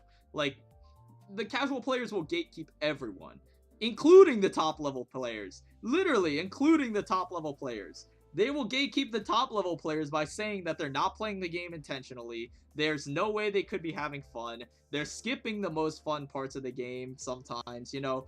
Oh, you're just a bug abuser. You're shitting on the devs' hard work. I don't even know where that argument comes from. Like, dude, you're skipping all of the devs' hard work. Like, you're shitting on the hard work of all the developers by playing the game unintended. Like, dude, all of those reasons, like, some people just like to break games. You know, that's their fun. Whether they cheat or not is a different problem, obviously. Like, whether they're cheating or not is a different problem. You know, if you're cheating and breaking the game, you know, there's a little bit of animosity there. But you know, even like cheaters and hackers have a certain level of love for the game that they're cheating in, and I know that for a fact because I was a game cheater for a while. I'll say that. Not anymore. Those years are behind me.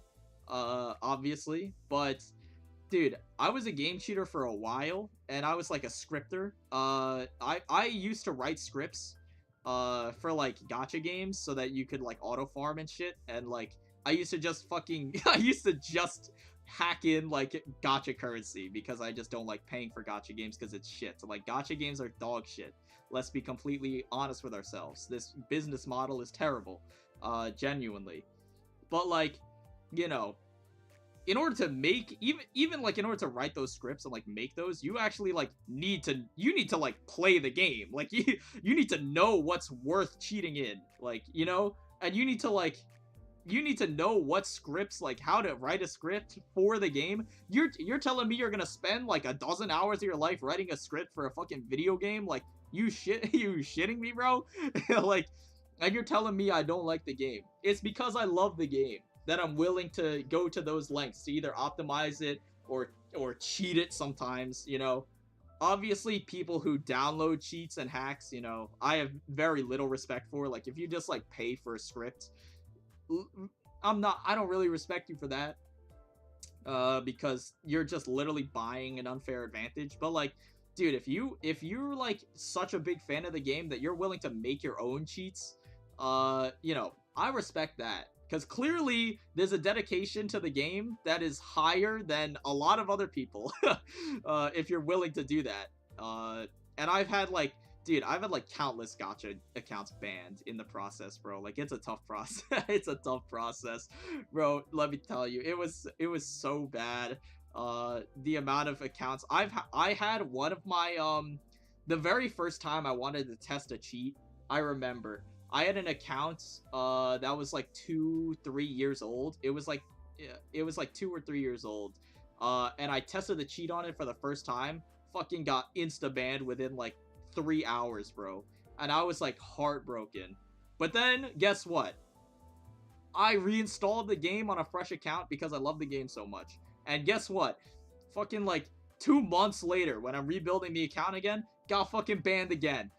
Guess what? I just reinstalled it again. New fresh account, just kept going. Because like, it just like, I just like the game, bro. I just like the game. I like it enough to cheat it. I like it enough to want to cheat it. Like, you know, it just is what it is. It is what it is, bro. Like, hey. And eventually I got to a point where my script was so good that I'm pretty sure it's like undetectable to this day. I have not played the game in a while. But I still have the program, and I'm like fairly certain that the program would still work today. Like, to this day, I'm pretty sure I could load it onto my account on current patch and it would work. But I haven't tried it, obviously, because it's been like a couple of years since I've played that game. But like, you know, I'm just saying, like, there's a certain level of dedication that goes into those crafts, which I guess casual players just will never really understand. And instead they'll just be like, well, you're cheating the video game by data mining and picking it apart to its very core. Like, that's what you have to do, bro. You have to pick apart the literal code of the game in order to figure out where everything is, you know? And picking apart the code of the game in order to figure out where everything is, and then knowing exactly what you're supposed to do in order to not just barely not brick your account. It's like, you know, like, probably they're a more dedicated fan than you are, if they literally know the code better than like the developers do, so that they know how to cheat it without getting banned. They're probably a bigger fan than you are of the game. So, you know, just because they're expressing their enjoyment of the game in a different way, which some people might find unsavory, which I do understand, because cheating is bad. I'm not going to lie. Cheating is bad. I'm not going to justify my actions from the past, because, like, bottom line is, you should not cheat in video games. But I'm saying there is like there is a level of logical reasoning there. You know, behind the people who do feel like cheating. There is a logical level of reasoning behind, you know, that level of dedication. So, you know, good talk, good talk.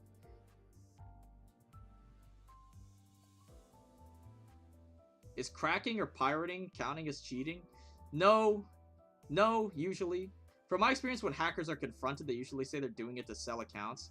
Well, that's like the logical progression, right? Like hackers, like people who hack in order to sell are different. I mean, there's still like a level of dedication there because they're still hacking the game, but there's also just like the monetary value. Usually the people who cheat are not the people who sell. Selling, I'd say, like, because I was big into the cheating community at the time, I'd say, like, the people who, it was like 1 in like 50 people who cheated actually intended to make money off of it.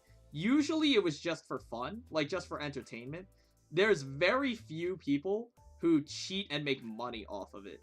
The only times you hear about it, though, is when people make money out of it. Because, like, if I'm making a script to cheat for my own account, I'm not giving it away for free, bro. Like, I'm not giving it away for free. Are you shitting me? Like, are you kidding me? Hell no. So the only times you ever hear it is when they're selling. And they're trying to make money off of it. So that's why. But, like, if you're not actually, like, in the cheating and game hacking, like, community, usually people do not do it to make money. So there's also that.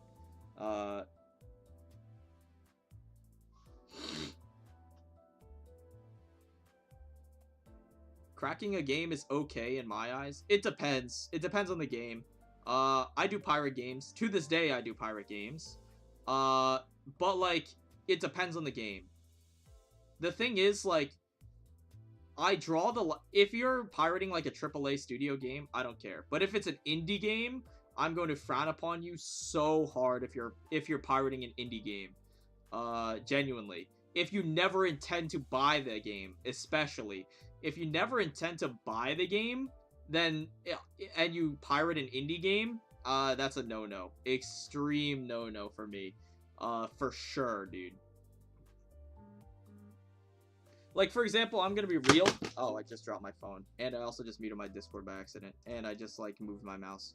But, like, you know, in my opinion, you know, you should not pirate games, in general. But I don't really care. Hold on. I don't really care what you do, but in my opinion, pirating indie games is really, like, morally wrong. Like, pirating indie games is very morally wrong. I have pirated games in my past as well. I still kind of do in the present. I'm not gonna say where I get them from, obviously, because I'll just fucking get banned from YouTube, so I'm not gonna say where I get them from. But, I do pirate games. I don't pirate indie games, though. Because pirating indie games is really fucked up. Genuinely. Like, literally. It's, like, really... It's, like, really messed up. I'm okay if you pirate an indie game if you intend to buy it. Because what I did, like, especially, for example, I pirated, a while ago. I pirated, what's the game called? I pirated Dredge a while ago. I pirated Dredge. And I played, like, maybe, like, a couple hours of it, and I was like, dude, this game is so fire that I immediately, like, literally a day later, I insta-bought it. Like, a day later, I insta-bought it. So, you know, like, I feel like that is, you know, I think that, you know, pirating a game if you intend to buy it eventually is fun. I would not pirate games if you don't intend to buy them. Because pirating games if you don't intend to buy them, especially indie games, is fucked up. because you're just stealing. You're literally just stealing, bro. And stealing is wrong, so don't steal. Obviously. So, you know, I'm not going to promote stealing or anything. Because anytime I pirate a game, it's because it's on my radar and I want to buy it. And I just don't know if I... Like, you know, it's on my radar and I want to buy it. And then also, it's always like... You should play, like, it's always the games that are like, you should play this game blind, right? Like, you know, I don't want to watch a gameplay of it because a lot of games, especially indie games, are best played blind, right? Like, a lot of indie games always are like hidden gems or something, and it's like, dude, you should always play this game blind, bro. And I'm like, okay, well, I don't want to watch a gameplay review of it or anything because it's obviously goes against that. So I would pirate the game, and then if I'm like, holy shit, dude, this game is a masterpiece, and I'm playing it blind with my own perspective, I'm like, dude, I'll buy it ASAP. But if I'm on the fence about it, I'm like, nah, you know, I'll pirate it as a demo. But I never ever finish pirated games. Like, I would never finish a pirated game either. Just played 2 hours and decided then. I mean, kind of. But like, the problem is with that is like some games you just need more than 2 hours to decide. Some games you need more than 2 hours to decide, bro. I'm gonna be upfront with you, bro. I initially pirated Library of Ruina before I actually bought it on Steam.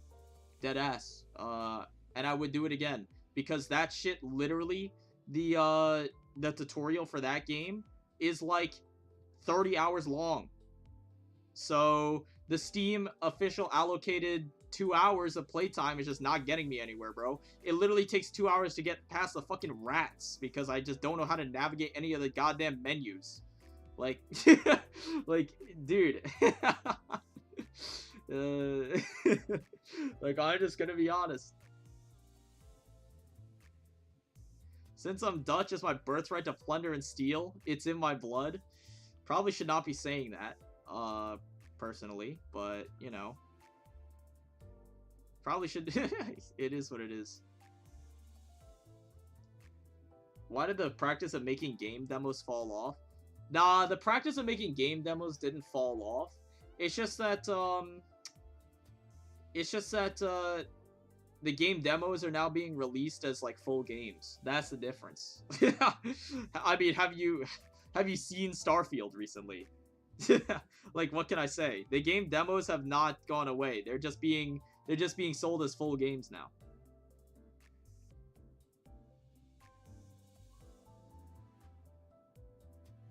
Anyways, what else, bro? What else?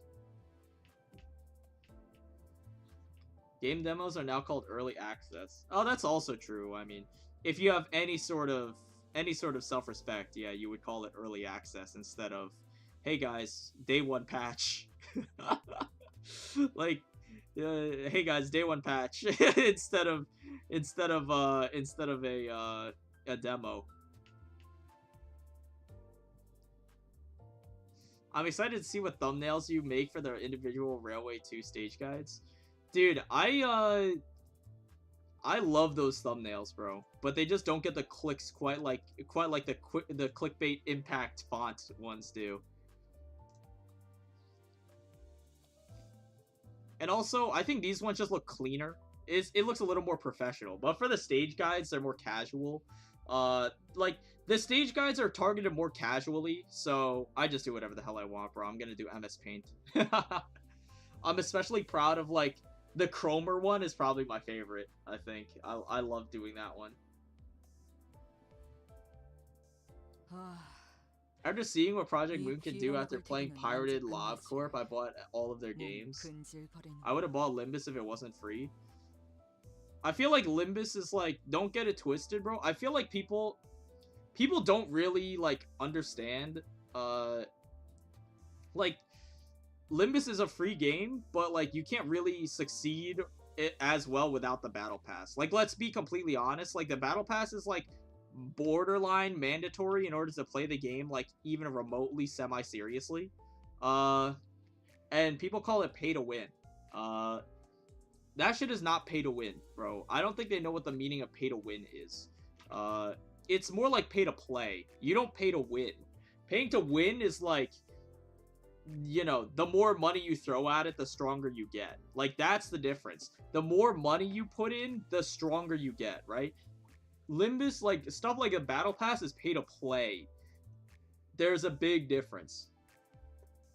Pay to win is like, you know, any game with like a leveling system, right? Like Clash Royale or something, for example, right? Like, the more you put money into Clash Royale, for example, right? The more money you put into Clash Royale, the stronger your cards get. Same thing, right? So, like, you know, what's it called? The, you know, same thing with, like, a lot of gacha games. Like, fucking, like, Nikkei, too. Like, Nikkei, when you put money in there, you limit break your unit. I don't remember. Like, any game with, like, a limit break mechanic, too. It's, like, pay to win, right? So, you know, there's a big difference. Pay to play is like, you know, there are games that will give you some advantages for paying, right? Like, let's say like Hearthstone, right? Hearthstone is notorious for being, you know, predatory with monetization. But like, you know, it's free to play, but it's like pay to succeed. It's not pay to win, because it's like, in Hearthstone, in order to build a deck, you only need to spend like $20 or something, right? Like, you know, the only thing you need to spend in Hearthstone is like, you can pay like 20 to 50 depending on the deck and what your collection looks like, right? Like $20 to $50 for a deck in Hearthstone. But like, you know, you don't, like, past building the deck, it's just player skill. Like, you can't pay more to make your cards better than other people's cards, right? And it's the same thing with like Yu-Gi-Oh! And Magic the Gathering, like paper card games too, right? Like, what's it called? The oh dude, this is like a really big controversy in Yu-Gi-Oh! Right now, because like that's a card game I play in paper. That's like the only paper card game I play is Yu-Gi-Oh! So that's the one I know right now. But Yu-Gi-Oh! Has been getting progressively, like, climbing upwards in price over time, especially as of recently. And there's some, like, really good cards that are, like, I mean, this is like a whole other conversation. This is like a whole other conversation. But basically, the bottom line is, like, you know, like, there are strong cards, but the strong cards, like the meta cards, are going to be expensive. That does not mean that they're pay to win, though. That does not mean the game is pay to win. Will you have more wins if you have those cards? Yes. You know, like, you will have more wins if you have those cards. You will probably win more. But a person who spends like $500 for that card versus your copy of that card that you got for like $20, the card does the same thing. Like, them spending more money for that card does not make the card better. So it's pay to play. There's a big difference, right? Like, that's the major difference, right? Like, the price might be high to play the card, but once you have the card, you have it, right? Like, you can't make it better. You like, you know, like, once you pay for the card, it's yours. Like, you can play it, and it's the same as every other copy of the card. Maybe you know, you don't have a lot of money, so you bought a common rarity version of it instead of, like, you know, the ultra rare or like some other hollow foil on the card, right? But the words on the card are the same as the ultra rare version, even if you have the common. So, you know, you can just you just pay for it, right? But it doesn't make it a better card. Same thing. It's the same thing with this game, right? Like, you know, if you pay in this game, you're just paying for convenience, right? Like, you're just paying for convenience. Technically, a free-to-play player in Limbus could get everything, like, they could get everything for free, if they, you know, if they wanted to, you know, grind out Mirror Dungeon a shit ton. But, you know, if you want to at least, like, not be miserable, just, like, chill out $10 every 6 months or something, apparently, and you can get, you know, you can get all you need. Pay to win is like you use some broken shit like War Thunder or World of Tanks. Yeah, like those games, bro. Those games are like super atrocious on pay to win. It's the same, like World of Tanks and World of Warships are like especially bad. Like especially bad, right?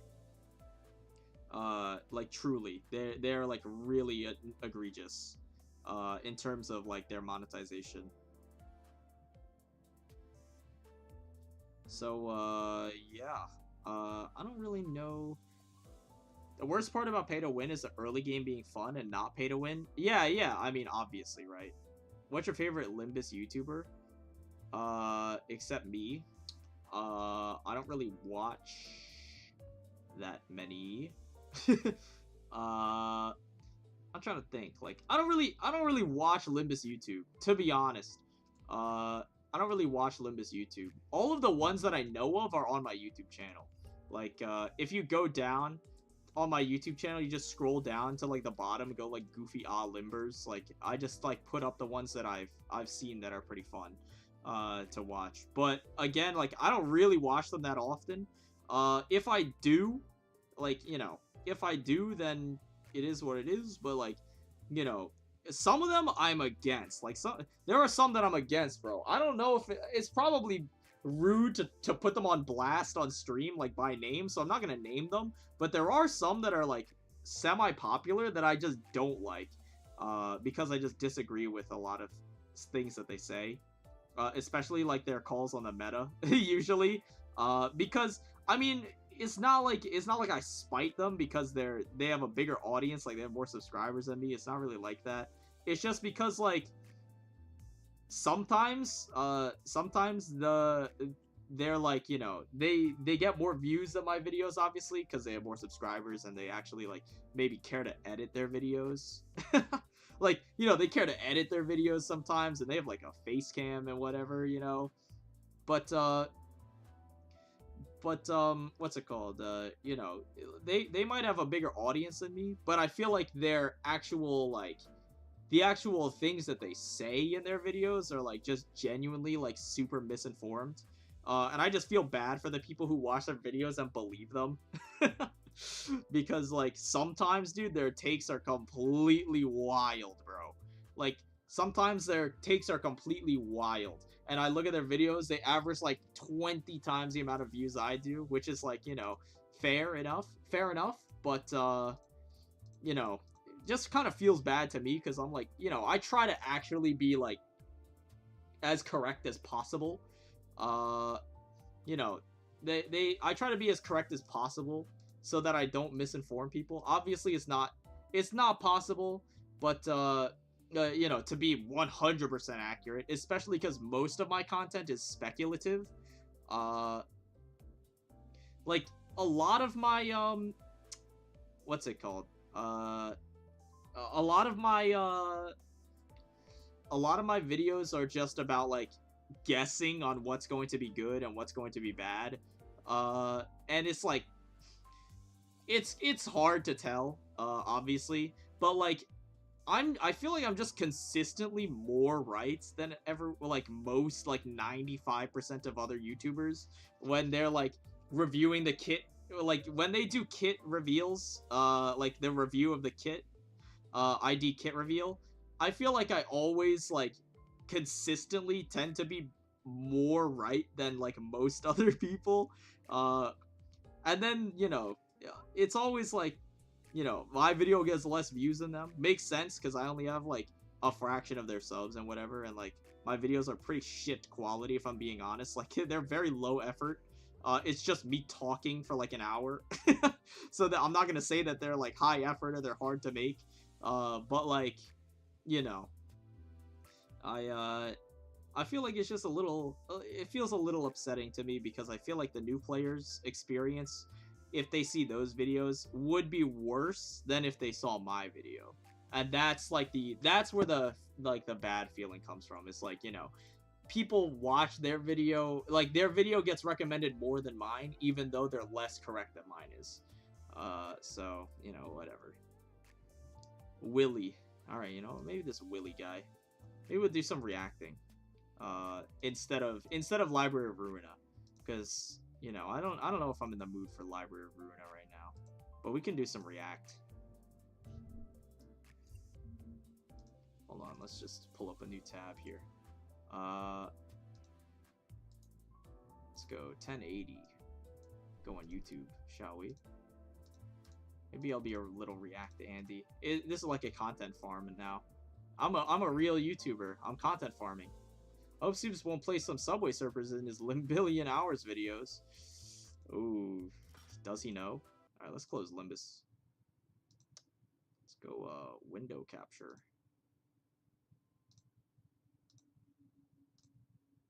Let's go YouTube. And then turn this on, turn this off. Look at that. Look at that. Let's Limbus Company. Let's see what we got going on over here. We got Smith's 5 hours ago, new Smith's video. He's a goodie. Any recommendations? Wait, what's going on with Subway Surfers? Does he know? Does he know? Also, I don't know why, like, you know, I'm a React tuber. Yeah, I'm a React tuber. GG. Oh, dude, there's me. Wait, does this recommend myself because, like, I'm there? Or does this actually, like, if you look up Limbus Company, I'm there? Like, that's kind of goated if I just show up, bro. Wait, that's crazy. Wait, that's crazy. If I'm just, like, front page of YouTube, that's awesome. This is the worst rolling experience I've ever had. 13 minutes. I'll have a latte with bread. Oh my, what the hell? Dude, I'm here again? That's awesome. That's crazy.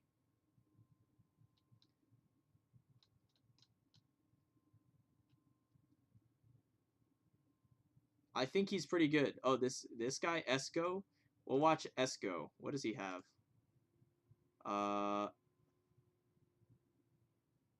YouTube is doing Willy Erasure. We can watch some Willy. Any particular guy? Oh, this guy's kind of blown up recently. 1 month ago, 4K subs. I assume his videos are very high quality. Click the top one. What? The Exhaustus overview of charge. 25 minutes long. 25 minutes is... Whew. 25 minutes is a while. I don't know. We'll watch the worst ID in Limbus Company for 13 minutes. Because your brain has rotted to an unhealthy... We'll watch this. Oh, I can't really full screen it for myself. I can't full screen it because the capture screws up. Alright, let's see. Has this ever happened to you? You're talking to your friend about Limbus Company because your brain has rotted to an unhealthy degree, and they ask you offhandedly, so who is the worst ID in the game? You freeze. You don't know what to say. Who is the worst ID in the game? So, because you were socially awkward, you break their kneecaps and flee to New Guinea. This guy does good editing. Never happened to you? This guy's got some really good editing skills. To prevent it from happening actually. in the future, Wait, this guy has some really nice editing I'm here skills. to answer that burning question. No wonder he's got 4K subs. His videos are very high quality. Who is the worst ID? This guy just popped up a month ago? This question is an inevitability in every game with multiple characters. And it's a difficult one. Especially for a game that I love long videos. Dude, I love videos that I can, like, fall asleep to or, like, do chores to, bro. Like, sometimes I just put on my own videos and watch them because I can just, like, mow the lawn to my own Uptie 4 tier list. You know? Or, like, you know, I eat, like, I'm, like, eating dinner. I'm like, dude, fuck. Like, I can't find any good videos. And then I just put on, like, my fucking, like, railway guide. It's pretty good. Balanced like Limbus Company. Of course, there are still some unfortunate cases. However, how do we determine what makes an ID the worst, or even a candidate for the worst? Very simply, what makes an ID the worst? Worst ID is the one that has the least amount of uses. Worst ID is the least amount of uses. Okay, explaining the methodology. Worst ID has the least amount of uses. I guess, like, the worst ID would be the most useless, right? Surely. Surely the worst ID would be the most useless, right? Hold on a second. Something just came up on my phone.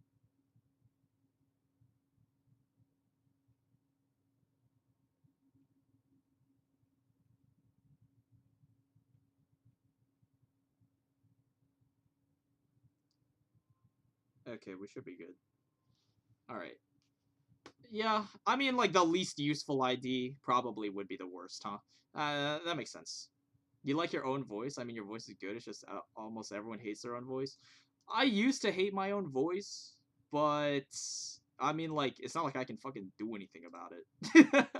Like, it's just, you know, you just kind of gotta learn to like your own voice, because you're gonna be hearing it for the rest of your life, bro. There's not much you can fucking do about it.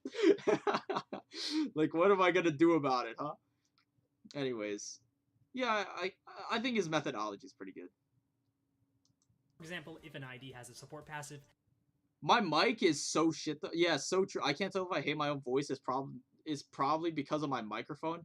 Dude, my microphone is so ass, bro. Like, it's so shit, my mic. This thing is like older than like half of the people who are on TikTok right now, I swear. That is not incredibly niche, that counts as a use. Okay, so like support passives count as a use as well. Very simply put, the worst ID is the one that has the least amount of uses. For example, if an ID has a support passive that is not incredibly niche, that counts as a use. I understand. You'll understand more about what is considered a use as we get into this. Okay, so strong debuffs, tankiness, passives, good clashing, good damage, sin affinities, looking cool, half a use. So true, bro. Looking cool, half a use. Hey, that's kind of based. Sin affinities? I don't know if I'd really count that as a use, bro. I'm not bringing someone just because they have good sin affinities, to be honest. Like, maybe I disagree there. It makes sense, though. I mean, some people might, right? Like, some people might. I'm not bringing... sin affinity is one of the last things I think about, though, when I pick an ID. So I wouldn't... I don't know. I'd say, like, that's half a use, maybe. But that's, like, nitpicking, you know? Video. Also, we won't be talking about base IDs, since I want to make a separate video talking about them. Oh, no base IDs. Hey, no base IDs. Okay. Noted. Before we start, a few disclaimers. This video is impossible to make objective, so these are my opinions, but they are backed up by facts. This is my opinion, but everything's backed by facts as much as possible. True. Alright, that's fine. And hey, if you disagree, leave a comment, respectfully. Let me know how wrong or right I am. And let me know what you think. How much engagement this guy got. Oh Secondly, my god! 200 comments in my dreams, maybe. In my dreams, maybe I get 200 comments. This guy's fucking riding the algorithm. Good for him. Be at their highest level in uptie, and I will be considering all ego. However, reliance on ego considering ego. So I get, like, it depends on the methodology on the egos. Because the egos... Like, are we just counting, like, every Faust ID as useful, then, because she has the best ego? Like, where are we drawing the line here? Hold on, just rewind me a little. And let me know what you think I got wrong. Secondly, this is considering every ID at their highest level in uptie, and I will be considering all ego. We'll be considering all egos. However, reliance on ego is not a reliance on ego is not so IDs that need ego to be useful. Will be given okay, that makes sense. I agree with that. That's for sure. If you're reliant on ego, that's a fault of the ID more than anything. Begin by eliminating for 80% sure. Of the IDs in the game. Okay, dude. Hey, from the running. Very well. Wait, hold on. Reliance on ego is not a good thing. So IDs that need ego to be useful will be given worse scores. Okay. Is this seriously every ID? I mean, they're not particularly organized, and obviously there's no base IDs, but, like, really? This is every ID? That's insane. So let's begin by eliminating 80% of the IDs. Huh. Alright. In the game from the running. Since I don't want this video to take forever, let's also quickly eliminate some of the less obvious, not quite the worst. Following IDs are not quite the worst. Wait, hold on. So let's begin by eliminating 80% of the IDs in the game from the running. Since I don't want candidates for the worst. This video to take forever. Let's also quickly eliminate some of the less obvious. Wait, where's Sloshing Ishmael? We're not counting her? Didn't she come out like... Where's Talisman Claire? When did this video come out? Wait, Molar Sinclair is there. If Molar Sinclair is there, then Talisman Sinclair is here, then where's Sloshing Ishmael? No way we're not counting her. as one of the worst IDs. Then of the Okay, IDs in we'll the have to game from the watch, run. bro. Since I don't want this video to take forever, let's also quickly eliminate some of the less obvious, not quite the worst IDs. Not quite the worst. I think Zvyrodian is pretty bad still at upside 4, but the worst, not quite. She has one use. She has aggro. That's her only saving grace. She literally, that's the only thing. She is so bad. Zvyrodia, if she did not have aggro on her, would be the worst by a long shot, million years, bro. I hate this ID. I hate this ID with a burning passion. This I ID don't like to is talk about extra skill terrible. slots often, but she gains significant value from having more slots, which makes her poise count far easier to generate.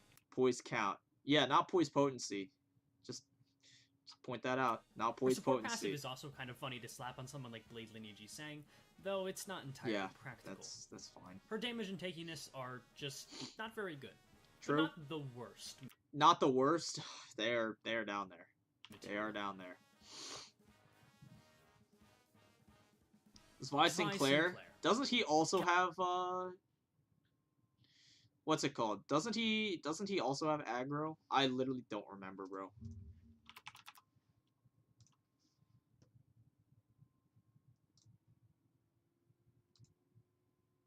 Does Sinclair have aggro too?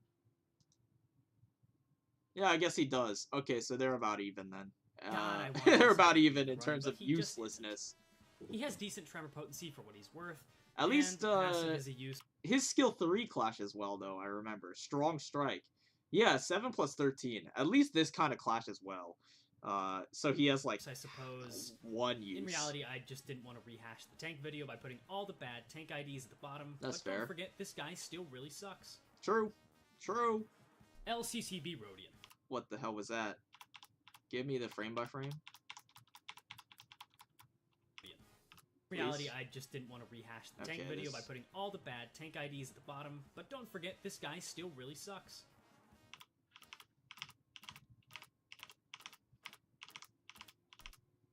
LCCB Rojo was here before any of the other IDs in this particular section. This is a subtle reference to the fact that LCCB stands for the before team, so it makes sense that and is in character for her to be here first. To be fair, you need a very high IQ to understand and appreciate ESCO videos. Leave a comment and subscribble if you got the joke.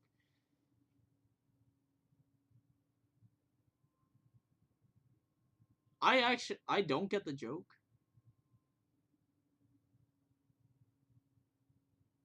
Wouldn't she be the first one then?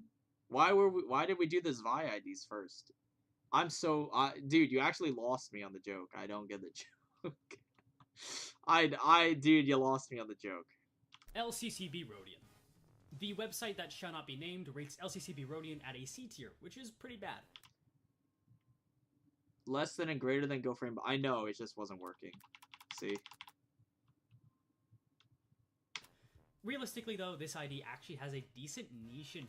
She's the contender for the worst? He was talking about not worst? Well, it says also not worst. Yeah. How do you like them apples? Yeah. Hey, what can I say? Classic chatter. That's why you're down there in the chat and I'm up here on the screen. That's the diff. Human fights, with her skill 3 being decently strong, as well as being a counter to defensive enemies, as small of a use case as that is. Yeah, she's that's still terrible, not a use. But I don't really have enough to say about her, and she's not the worst. That's fair. Also, why does she have +5 to offense level? True. When Kurokuma Honglu is +0. Okay, well, Kurokuma Honglu needs to... Okay, he needs to have +0 because his damage would be disgusting if he had +5. That's the reason. Like, his damage would be literally broken if he had +5. That'd be fucking disgusting, bro. 40 offense level? Imagine that in the fucking damage formula on Cloud Cutter. Jesus. Bro, hey, Project Moon, what's going on? Now we're left with only the bottom of the barrel IDs. I'll be talking specifically about these 3 IDs. RB Sous Chef Gregor, Mariachi Sinclair, and Blade Lineage Otis. Bottom 3. No way, bro. Gregor and Mariachi Sinclair are actually useful. Nah, I would put Zvi Rogia and LCCB Rogia below these two. For sure. Nah, dude, for sure. I would put Gregor and Sinclair over those two easily. To clarify, all of these IDs are pretty bad in their own right, but what makes them so bad? Because like this guy actually has a really good support passive. Like literally, I use this guy in every single hard mirror dungeon run, and obviously he was super meta in Railway for the longest time before Gripper obviously released. And this guy actually is a good support passive. I mean, don't get me wrong, like don't use him in combat. Like don't use him in combat. Please.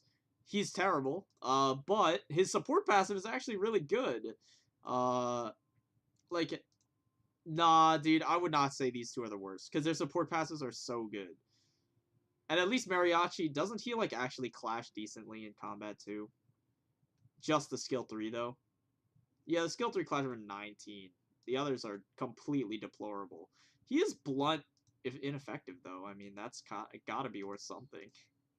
As a And more tank. importantly, which one is the worst? Let's start backwards. Blade Lineage Otis.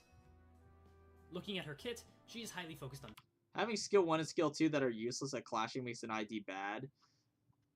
Oh, I'm not saying he's good, but his support passive makes up for it, for sure. His support passive is so good. Literally, this support passive is so good. This is like a mid-tier ID just for the support passive. Like, literally. This is like in the top 50% of IDs in the game just for the support passive. I'm not even gonna lie, dude. Like, this ID is less forgettable than, like, a lot of other... less forgettable.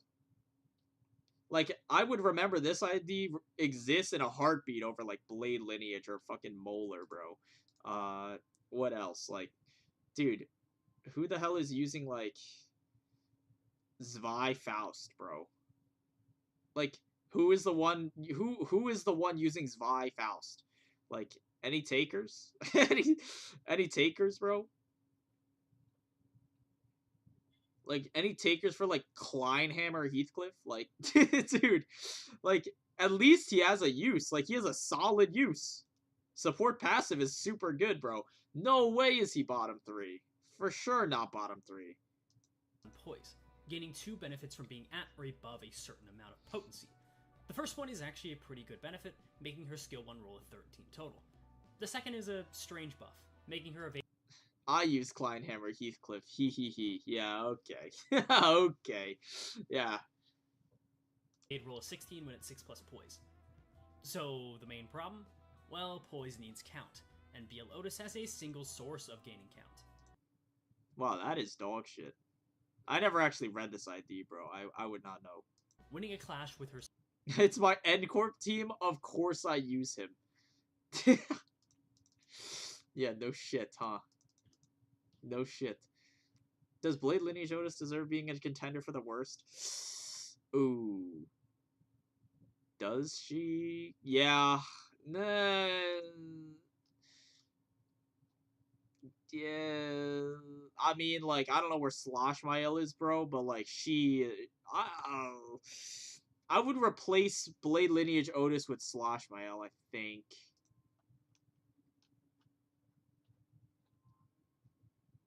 Like, she's gotta be the worst.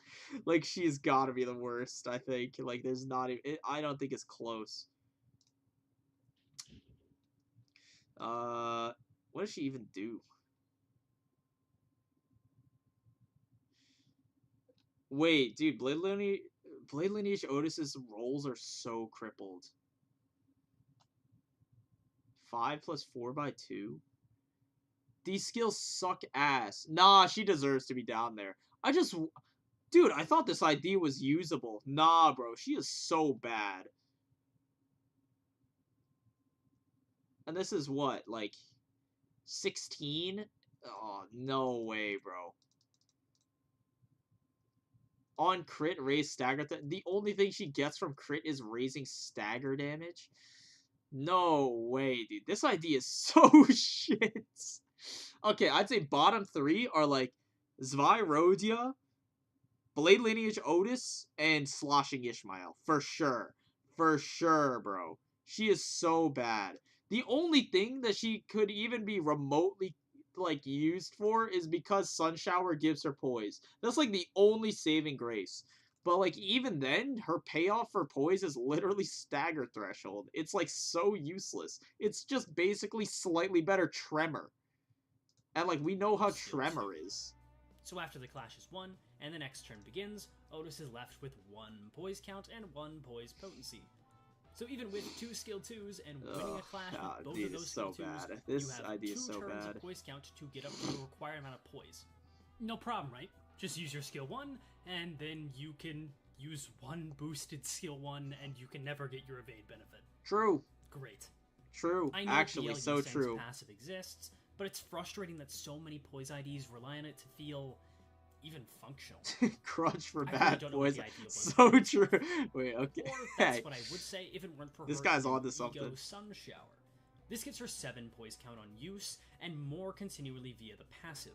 Yeah, This yeah. obviously makes it far easier to gain those benefits. Yes, indeed. However, very true. even with the benefits to her skill 1 and evade, she is still garbage.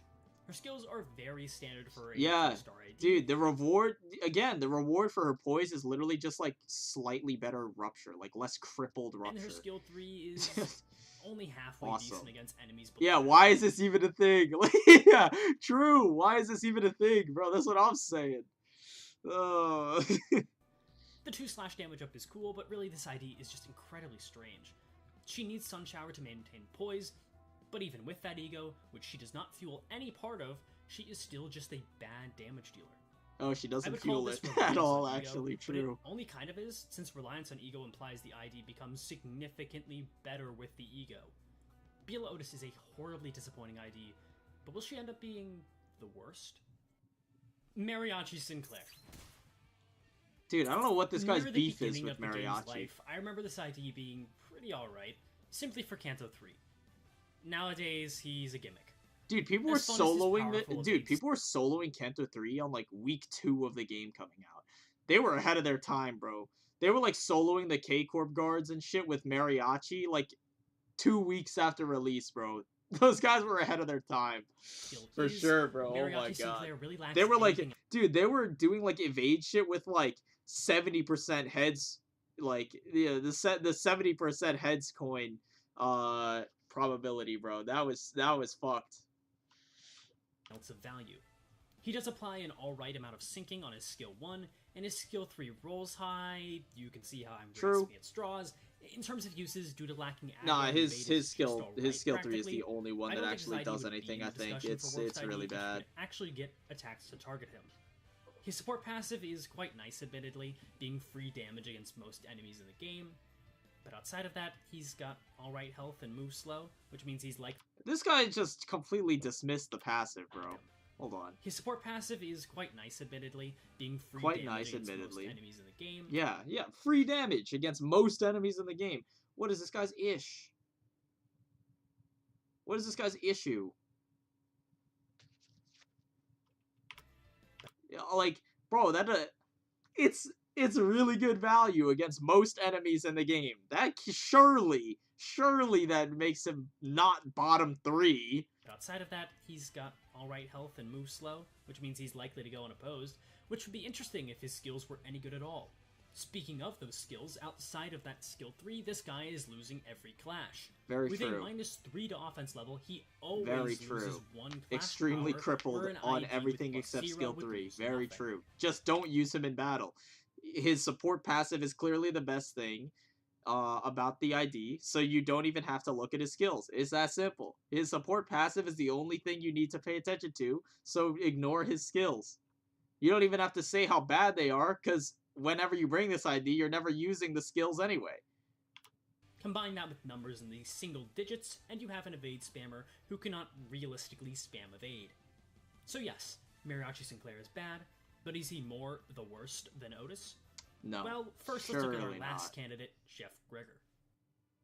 So, wow, this guy is awful.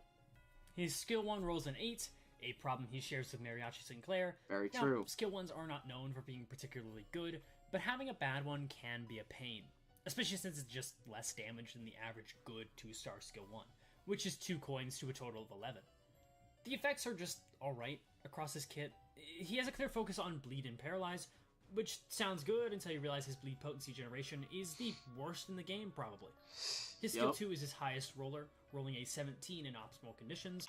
Good thing we don't have to care about any of his rolls, because you would only ever use him for his passive anyway. Like, good thing you don't have to worry about any of his rolls, because you really only have to use him for his passive. Which is, like, alright, I suppose. You don't have to care about anything else in his kit, because it's just the support passive that you have to care about. So insulting. Nothing else matters. You also on this need to ID. be 3+ speed faster than the opponent to get +3 coin power, and only 3+ speed. This would have been far more interesting if you gained coin power for every 1 speed point of difference between you and the opponent to a max of 3. Yeah, that's Maybe coping. I should make a video fixing all these bad IDs. Anyways, his skill 3 is the worst in the game. 2 True. Paralyze, 1 bleed, Extremely and some healing. true. And it has to be the worst, right? It rolls for a 9. And then 5+ bleed count is just never this has to be the worst one. I'm like fairly certain. I mean, that was my gut feeling, but like I'm trying to think about it a little more, dude. I don't think there actually is a single worse skill 3 in the game. I think this is actually the #1 worst one. The offense level is crippled too. It's 33. Terrible coins. Don't even mention the 10+ bleed count condition. It doesn't really exist. If there's anything useful about Chef Gregor, it's his support passive, which is just base Gregor passive but Lust, and makes Chef Ryoshu's passive 33% better. Holy, I wanted to end myself using this guy farming chickens. Yeah, but like, the thing is, you didn't have to use him. Like, you just bring him into the dungeon, but then just bench him the entire time, because again, his support passive was pretty decent. So it didn't actually really matter that much.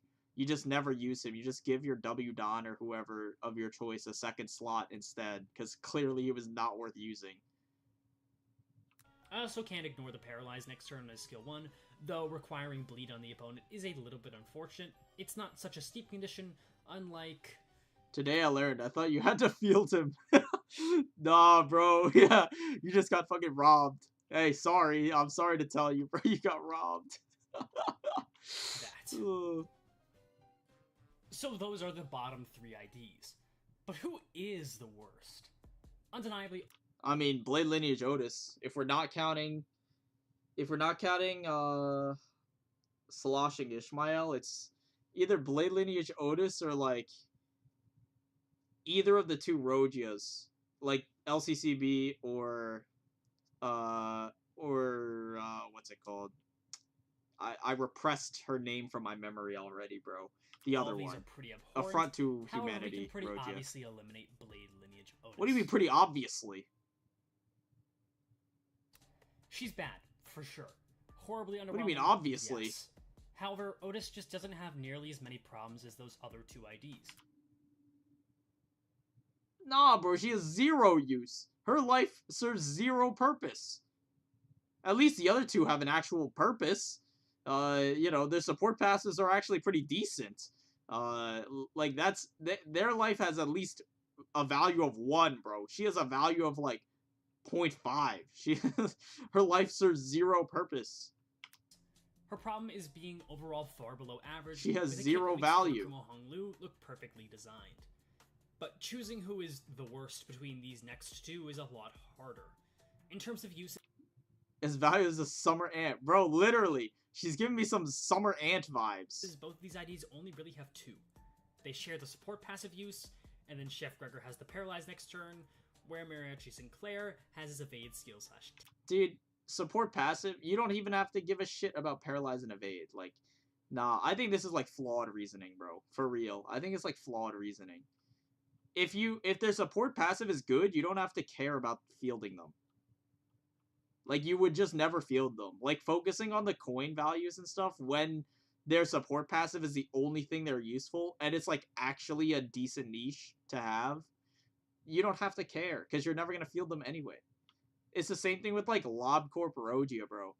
Or not LobCorp, but LCB. Like, LCB Rogia. It's the same thing. Like, sure, her kit is terrible, but it doesn't matter when her support passive is giga cracked. Like... Tankiness. I went back and forth here. Compare the numbers, and while Chef Gregor has better numbers technically, Mariachi Sinclair... If I had to pick one, I'd say Chef Gregor's probably worse than Mariachi in terms of support passive, because Mariachi's is more generic. Chef, like, RB Gregor needs to kill, like, he needs people to kill things. Sometimes, if it's like an Abno fight, you're just, the only time you kill something in an Abno fight is, like, when you kill the Abno, because there's, like, one enemy, bro. Oh, wait, no! Wait, no, this heals you at the start of every turn. No way, bro. No, dude. This can't be it. I got it confused with Ryoshu's passive. Wait, this is like way better than I thought. No shot, dude. I'd say Sinclair's is probably still better though, because there's better support passives even on Gregor. Like G Corp is just a strict upgrade from RB anyway. So like he's still not useful. If G Corp Gregor did not exist, he would actually be pretty good. But G Corp Gregor exists and he's just a strict upgrade. Can he get replaced by LCB and G Gregor? Well, yeah, but LCB is like a strict downgrade. Because it heals for the same amount. Like at the start of the combat phase, the ally with the least HP heals, right? It's literally the same exact thing, right? At start of combat phase, ally with least HP heals. But this also has the effect that it synergizes with Chef's passive in battle. So it technically could come up. So it is technically better than LCB Gregor. And you might say to yourself, like, well, it costs 2 more resource. This only takes 3 Gloom, and this takes 5 Lust. Lust is, like, the most common... Gloom and Lust are both, like, the most common resource in the game. So generating 2 Lust versus 3 Gloom is, like, literally a non-factor, bro. You generate that shit by accident. So that is a complete non-issue. The only issue for both of them is that G Corp exists, and his passive is just way better than both of them. There can just evade instead of using skills, leaving them about even. Chef Gregor maybe has slightly better damage, but Mariachi Sinclair has some decent sinking potency if you are absolutely desperate, and can synergize with a sinking team, though that's not really worth it. So who wins? Well, no one. They are both losers in my mind. However, I think Mariachi Sinclair is slightly worse than Chef Gregor. No way, bro. No way, bro. Nah. What the hell just happened? There's no way, bro. This cannot be real. I won't lie, I wanted it to be Chef who was the worst. But are you kidding me, bro? Nah, this guy is on something. Passive is useful. There's no way you put Mariachi under Blade Lineage Otis and like either of the insults to the player base that are the other 2 Roja IDs. There's no way. Lust is a more common sin affinity than Gloom in a lot of teams. Non-charge teams mostly. Yeah, okay, I mean, that makes sense. The only teams I really run are like charge hybrid teams, so that's fine. And he can clash with that skill 2, though I use that term loosely. Going unopposed with his skill 3 is okay, I guess. Mariachi Sinclair has synergy with sinking teams, but it doesn't save him from his skills still being incredibly bad. And that offense level is bro, his skills do not matter. His skills do not matter. His passive is cracked. So when he cannot evade, he is almost obsolete. So Mariachi Sinclair takes last place. He is the official, the worst non-base ID in the game. Or is he? Or is he? Because I've been lying to you this whole time. This guy's Vsauce or something. There is an ID who is worse than all of the IDs I have talked about. Far worse. And thankfully, her cult of followers should have all clicked off the video at this point. So they cannot dislike the video for my opinion when I declare that lobotomy ego is by far the worst ID in the game. Hey, there she is. I have made my disdain for this ID very clear in both. Hey, there she is. Hold on, wait. So you're telling me that Mariachi Sinclair is the second worst ID? No way! Wait. You're telling me that Mariachi Sinclair, this guy thinks Mariachi Sinclair is the second worst ID in the game. There is no shot, bro. There's no way. There is zero way. Videos she has been mentioned in. Why do I hate her so much, though? Nah. Well, I would say let's go in depth, but there's not very far to go. Sloshing Ishmael is meant to be an ID that is entirely focused on Tremor. It is on all of her skills, applying a small bit of count, some alright potency, and bursting on the skill 3. She also applies Tremor, Rupture, and Clash Lose. Now, there have been lots of people defending Sloshmail to me in the comments, and please don't harass anyone. What the fuck you mean there have been people defending her? The skill 3. Did I hear that? Did I just hear that correctly? Applies Tremor, Rupture, and Clash Lose. Now, there have been lots of people defending Sloshmail to me in the comments. Who are the people defending them? Who is this? They are mostly on the uptime video. That shit is 50 minutes long though. I cannot react Andy a 50-minute long video on stream. That's just literally freeloading. I feel like that just looks bad. And please don't harass anyone for having a different opinion. If you like Sloshmail, that's great. However, how the f*** do you defend this ID? Looking at that skill 3, it bursts Tremor and reduces Tremor count by 4 for 5 Rupture application. Wow, that is horribly, terribly awful for Tremor teams, almost invalidating her usage on them entirely unless you simply want to tank via her passive. This is her only use, by the way. Sitting there and doing nothing but taking hits. Her skills are completely run-of-the-mill too. Her skill 2 is completely boxed. Oh, completely average. I mean, your skill 3 rolls a 22. That's pretty good. That's, like, pretty good, actually. I mean, 22 is a respectable number. Standard, her skill 3 is a classic single coin, but you don't want to use it on Tremor teams. Everywhere else, I suppose it's alright, but the anti-synergy is disgusting. Her support passive is practically worthless unless you really love Rose Spanners, and the Clash Lose effects. People claim that Sloshing Ishmael deserved higher than F tier on my uptype 4 value tier list. How? Who is the Sloshmail defender saying she's above F tier? That's crazy. The biggest buff she got was more health on her passive and her guard. Holy shit, this guy made like a whole infographic. You like retyped every single skill and everything? Jesus. You did not need to do that. Okay. Was I a bit harsh? Maybe so. But did the Clash Lose buffs give any value to this ID? Not really. In what world are these the debuffs you need more of? True! True, bro! Tremor and Rupture defenders! It's the Tremor and Rupture defenders, bro! These guys are delusional! It's like, dude, in what universe are you going to need more of these, bro? Literally. Oh my god. And you turn to Sloshing Ishmael, unless she is literally your only option. People would maybe, just maybe have a point if LCCB Ishmael did not exist. But Esku, Sloshmail doesn't need to win clashes. Yep, she doesn't, for far worse effects. True! True, bro! Dude, I've had people tell me this too! Where it's like, well, technically it's a win-win situation. Like, because it's like, well, if you lose a clash, then at least you get something. But if you win the clash, you get your normal damage and stuff. I'm like, the fuck you mean, bro? The Clash Lose effects are bad. The Clash Win effects are bad. So it's a lose-lose, bro. It's not a win-win. This is a lose-lose. I'm just getting a bad effect or a bad effect. What the fuck you mean? It is so bad. It's terrible. They're the same rarity, so there's really no argument.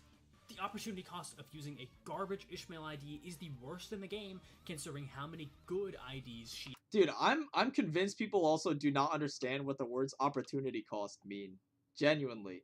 Dude, this guy knows. This guy is a knower. This SGO guy, he's a knower. There are people who don't know what the word opportunity cost means. Like, it's crazy. He has. Sloshing Ishmael is the worst ID in Limbus Company. However, notice how even I mentioned that Sloshing Ishmael has a use. Tanking. She does it pretty well. She does literally nothing else, but she does tank. Mariachi Sinclair has a strong evade and good support passive. Chef Gregor has a pretty high tier support passive. Bia Lotus's damage is alright and has an ego that almost redeems her. So really, I think Limbus Company does a lot right in terms of IDs not being worthless. It's easy to forget for a Okay, lot.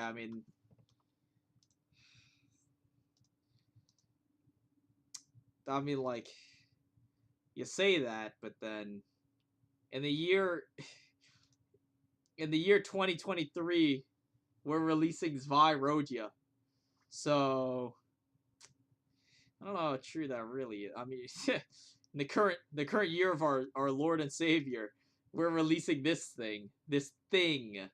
So I would not be too sure about A lot that. of regressed players like myself, and I'm sure lots of you watching, but not everyone has every option available to them. So even the worst of the non-base IDs can be used.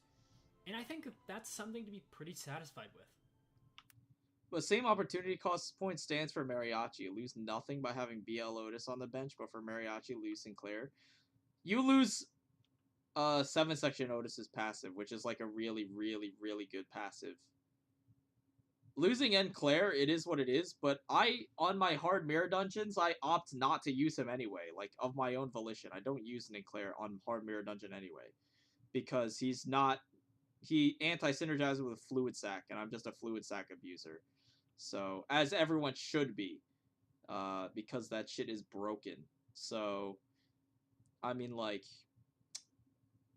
it's not really that big of a cost. I'd rather just have free damage coming from the bench than having to not use Fluid Sac for the other 6 members of my team just so I can help accommodate this depressed idiot. But seriously, if you're a new player, just use some of the base IDs. They're so much better. I just want to end on kind of a positive note, kind of. Base Otis also has a very cracked passive in human fights. Yeah, I use Base Otis as well in Mirror Dungeon for the passive. My passive haulers are usually E-Song, base E-Song, unless I choose to use Sun Shower if I'm feeling spicy. Or, what's it called? Not Sun Shower, the Spice Bush. If I'm feeling spicy, sometimes I'll bring him. If it depends on the boss. And then, like, you know, it's like base E-Song, and then, like, base Roja, Mariachi Sinclair, base Otis, or if I have the extra currency, I'll buy the 7-section Otis, but not always. And then base Gregor or G Gregor, again, if I have the currency, but it depends. Thanks for watching. This video ends now. Oh, wait, I was off by a little. Alright, I mean, it was well edited. Well edited video, I'll say. Hey, I know this guy. I think he's a goofy limber. I'm pretty sure I put him on the list. He does mirror dungeons literally every single day, bro. This guy is a fucking crackhead. Does Base Otis work on anomalies? I don't think so, but I just pick her up for free because she's a base ID. You just pick her up for free, dude. If you pick her up for free, it doesn't matter. So, I don't mind.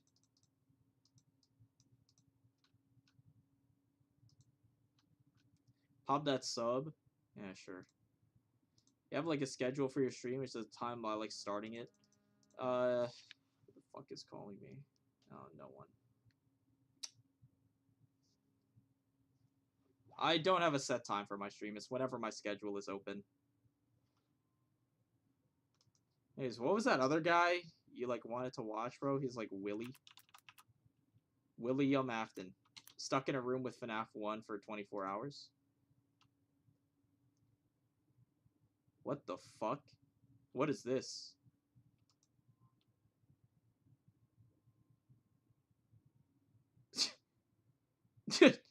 Hey, you lost me.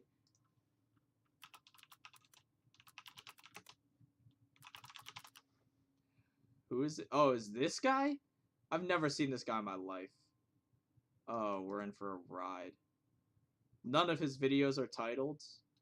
And all he does is shitpost Otis content.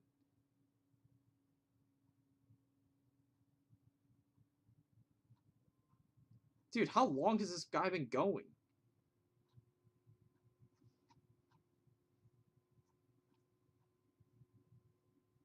You're saying you guys like this guy?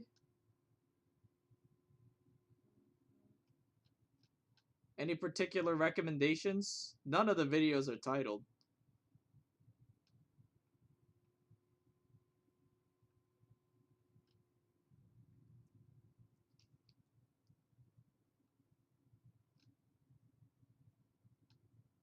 I'll watch his latest one. It's 10 seconds long.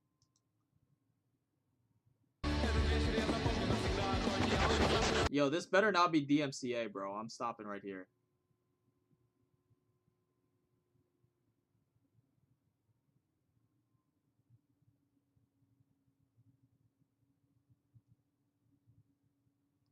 Yeah, alright. This guy, you already lost me.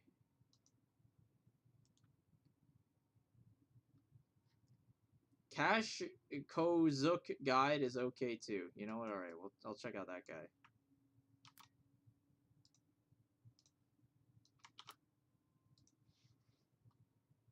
This guy. 3 waiting. Oh, this is tomorrow, bro. See, look, you can watch this guy stream tomorrow. Bugs and apples mix very well, actually. Limbus Company team building guide. Alright, I'll watch a team building guide.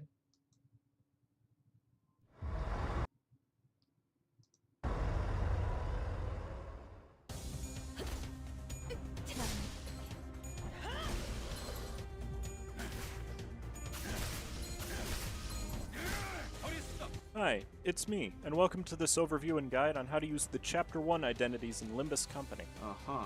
Every ID that I'll be talking about in this guide is an ID tied to Season 1, meaning that they'll always be available in the gacha, but depending on when you're watching... 11 days ago? What do you mean 11 days ago? These like, all these IDs are tied to Season 1. This should release like 6 months after Season 1's over. What the hell? They may not be available in the dispensary. Overall, there were only 3 IDs tied to Chapter 1 of the story, being Lobotomy Corp Remnant Faust, G-Corp Head Manager Otis, and G-Corp Manager Corporal Gregor. These IDs don't have any formula, just like with the Chapter 2 IDs. However, they synergize much better with each other. At least 2 of them have Rupture and Haste, though those only overlap on Otis. Overall, these are all very modular IDs that work well in almost every possible team setup thanks to their strong syn affinities and their ability to fuel their own best ego. Starting out with the odd one of the bunch, Lobotomy Corp Remnant Faust is a strong contender for the best 2-star ID in the entire game. That is true. That being said, both of her passives are almost entirely useless. I also agree with when it comes to that. her battle passive, well, Two Haste is actually a really good boon. Okay, like, I think her resonance passive is pretty decent, but like the poise count is like hard to get. They're easy to activate. This shit is terrible though. Backing is completely useless. However, nothing in her kit can give poise count, meaning that you can't... Wait, she can't get poise count? I thought her skill 2 gave her poise count. Nah, okay, it might be completely worthless. It just gives poise. Wait, no, well, okay, skill 1 gives it, but that shit does not count, obviously. Okay, no, it's terrible. Never mind, I take it back. Activate this passive without Blade Lineage Yi-Sang's support passive or Blade Lineage Sinclair's battle passive at uptime 4. Increasing defense skill power is also just not useful as a support passive in any situation, meaning any ID that does something else is going to be a better option for support, especially base Faust. Her first skill is also one of the worst skill ones in the entire game. He's defending a poise passive? What happened to the real one? It's not a poise passive, it's a haste passive, okay? There's a difference. Haste is good. The fact that it's locked to poise is unfortunate, but it's not a poise passive, it's a haste passive, alright? And even then, it's still completely terrible. Don't get it twisted. Game, having a maximum power of 9. This does become better at uptime 4, but unless you're especially base Faust. Her first skill is also one of the worst skill ones in the entire game, having a... I guess. I mean, there are some other contenders for sure. Maximum power of 9. This does I wouldn't say it's like one of the worst though. There's like some really egregious ones, bro. Have you seen like having a like isn't that bad? At uptime 4 it goes to 11, bro. That's not even like unusable. That's like perfectly usable. It's like fucking... There's so many worse ones, bro. Like... Dude! This shit clashes for 7. Like, oh, come on. Become better at uptie 4, but unless you're willing to put in the investment for it, this is one of the only times that using the defense skill is better in most situations. The Rupture infliction also helps other team members with damage, but this is mostly used in one-sided engagements otherwise. Skill 2 is where the good of this ID starts to come out. You can ignore the poise and go ahead and look directly at that third coin. Yes, sir. 4 haste is an absurd amount to gain from a skill that simply requires a hit, and it allows LCR 7 Faust to to 10 consistently speed be the range. fastest member of your team, That even with shit her is middling insane. speed stack. The skill itself also deals very solid pierce damage and generates gloom resources, which is also noteworthy. Opportunistic Slash is one of the most broken skills in the entire game. Effects that boost coin power if the user didn't take... Whoa, most broken. Let's let's not go that far. Let's not get overzealous. Most broken? Certainly not. It is good. It is very nice. The entire unit is mostly carried by it, to be honest, but it is good. I wouldn't say it's the most broken, though. It's just a decent clashing tool and does fair damage.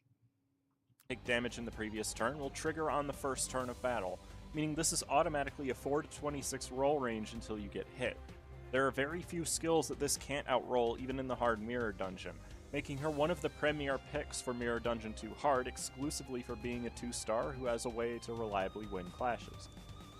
To top it all off, the combination of Lust, Gloom, Envy perfectly fuels Fluid Sac, Very Faust's true. most powerful ego. It's a 5-target AoE that doesn't hit super hard, but is capable of giving a team-wide HP and sanity heal, which is invaluable in long fights that require a lot of ego uses. This includes Mirror Dungeon 2 Hard and any Refraction Railway, as it allows her to be a very competent support in almost any team setup. G-Corp Head Manager Otis is one of the most unique IDs in the entire game in that she's meant to serve as a support unit. While she isn't going to put out high amounts of damage true. herself, her very presence is enough to bolster the rest of your team. I think G-Corp Otis is like overrated and underrated at the same time, bro. I don't know. She's just such a weird unit, bro. I like don't use her that much. I can't really like truly recommend people use her either because she's just so gimmicky, but like to a fault. Like N-Corp Sinclair is gimmicky, but like in a good way, where he's like, you know, high risk, high reward. G-Corp Otis is just like strange. It's like just weird. Her speed being high is a key component of this if you look at her first skill. She specifically buffs the slowest ally on the current turn with all of her skills, and while 2 protection isn't the most helpful, it is a pretty good defensive buff. Onslaught Command is probably the best support skill in her kit, giving 1 attack power up as well as 2 damage up with a single use. This helps your slower team members become a very relevant offensive presence, as well as helps them to win a clash they may not be participating in. Focus is her only skill that's overtly offensive in nature, rolling a maximum of 22 and inflicting 5 sinking on hit, which is not a small amount. The attack power... I use this ID on MD2H a lot, helps end Sinclair damage a lot. Don't they have the same speed range? How often does that even happen? She has a 4 to 8, I'm pretty sure, yeah.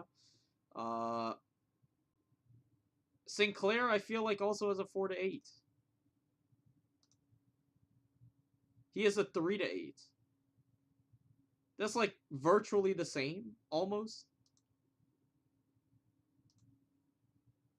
That can't. Okay. Power I'll down take is your less word likely for to it. be a piece outside of abnormality battles, but once again, her high speed allows her allies to potentially take advantage of this. She's also actually a good amount faster than she looks. Her passive allows her to boost her own speed as well as the speed of 2 of your allies for as little as 2 Sloth Resonance, which isn't hard to hit. This passive does a good deal of help for Sync Dawn and aids every possible team in target fights provided that you can hit the resonance requirement. Her support passive is also pretty strong. Dude, I think her in combat passive is just so weird, bro.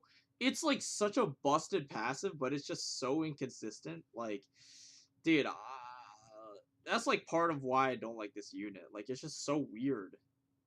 Like, adjacent to dashboard effects are just so weird. In a bad way. This passive does a good deal of help for Sync Dawn and aids every possible team in target fights provided that you can hit the resonance requirement.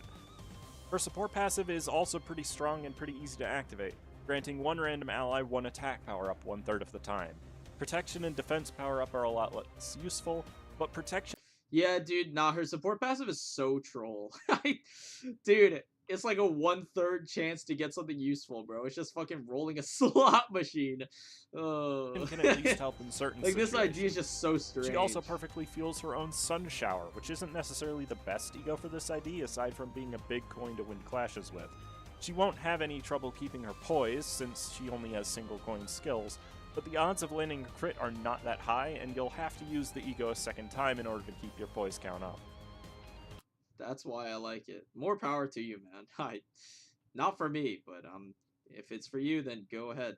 I love gambling. G-Corp manager Corporal Gregor is interesting because despite his really low bulk, he's actually one of the hardest IDs to kill in the entire game. Okay, let's not get too crazy. Bro will literally get sneezed on, stagger, and die. Just because his sustain is high does not mean he is anti-burst. And most of the damage people do in this game is burst damage. That's the problem. Like, most of the enemies will burst you if you were to die. Like, all of the situations in which you would die are situations where you just get bursted. And he is extremely fragile to burst. His health bar is super low, his stagger is super low, his resistances are terrible, and his defense level is terrible. So, like, just because he has a lot of lifesteal does not necessarily mean that he will survive. Let's not kid ourselves. Every single one of his skills has at least one coin that heals him on heads hit, adding to his survivability by quite a lot. That said, he's far from a defensive character. He hits the maximum offense level with all of his skills, helping with his lower than average maximum rolls. You can keep an ID with constant haste with her passive. In one fight, she and Rabbit were the fastest in the team constantly. I mean, that's fair, but the problem is you need, like, constant sloth resonance in order to do it. Like, that's the problem. Pack is the best example of why this ID is such a good like, one. sloth resonance is not the most one common that might thing deal in the more game. damage than any other of its kind, simply because I'm not it saying receives sloth a is hard significant to damage generate boost or on winning a anything, clash. Winning a clash with this skill as soon as isn't you always break possible, the chain, however, it just which becomes is where RNG Dismember hell comes again. in. And hope It's you his best and you clashing hope tool, that next being turn able you to roll can up to set it up 16 again. with only one coin. It's actually his worst skill for damage thanks to skill 1 having that clash win effect, but it's your best option for enemies who roll higher. Eviscerate is his best option for damage, despite rolling only up to 12 during attacks. Plus, if you somehow manage to target an enemy with 3 Rupture count, you're dealing an additional 30% damage with each hit, though that's pretty unlikely. True. Once Rupture has proper count support, this ID is likely going to be a very strong damage dealer in a Rupture team. For now, the skill is just a solid damage dealing skill 3 that can heal a good amount with its final hit. Gregor's in-battle passive is actually pretty useless due to the fact that all of his skills already heal him by quite a bit. If you ever end up below 25% of your max HP, it's probably because you're about to die to begin with. His support passive is a lot more useful, allowing whichever ally is struggling the most to be able to heal themselves back up on winning a clash. Very true. It isn't the fastest healing method of all time, but it is helpful and makes it... It's pretty fast, because every time they win a clash, it just heals them over and over and over again. Like, this, for some reason, after winning a clash is not the same as clash win. So, like, if you're clashing with, like, a 3-coin enemy skill, you'll heal 3 times off of this in one clash. So it's actually way better than it looks. And especially if you can somehow get the ally to clash multiple times in a single turn, it can trigger, like, multiple... it's, like... It heals a lot more than he's letting on. This heals a ridiculous amount. Possible to run this ID for its support passive. Speaking of healing methods, this Gregor perfectly fuels his own Lantern, a feat that would matter a lot more if he didn't already heal with every action. Fucking Lantern, bro. Hey. What can I say? Lantern. Hey. Healing is the only thing this ego provides that this ID would be able to make use of, so it really doesn't help him very much. Instead, why not use the other ego that this ID perfectly fuels instead? Yes, sir. Pleasure Domain. Yes, sir. Not only is it AoE, but it costs one fewer gluttony resource than Lantern and allows Greg to inflict maggots, which helps with his damage output pretty significantly. This is the cheapest AoE ego in the game and only costs 10 SP, meaning you're pretty likely to land heads with it, and it's incredibly spammable. Apple. In terms of other ego that these Apple. IDs help fuel particularly well, 3 come to Apple. mind immediately since Uptide 4 Lantern heals for full HP though.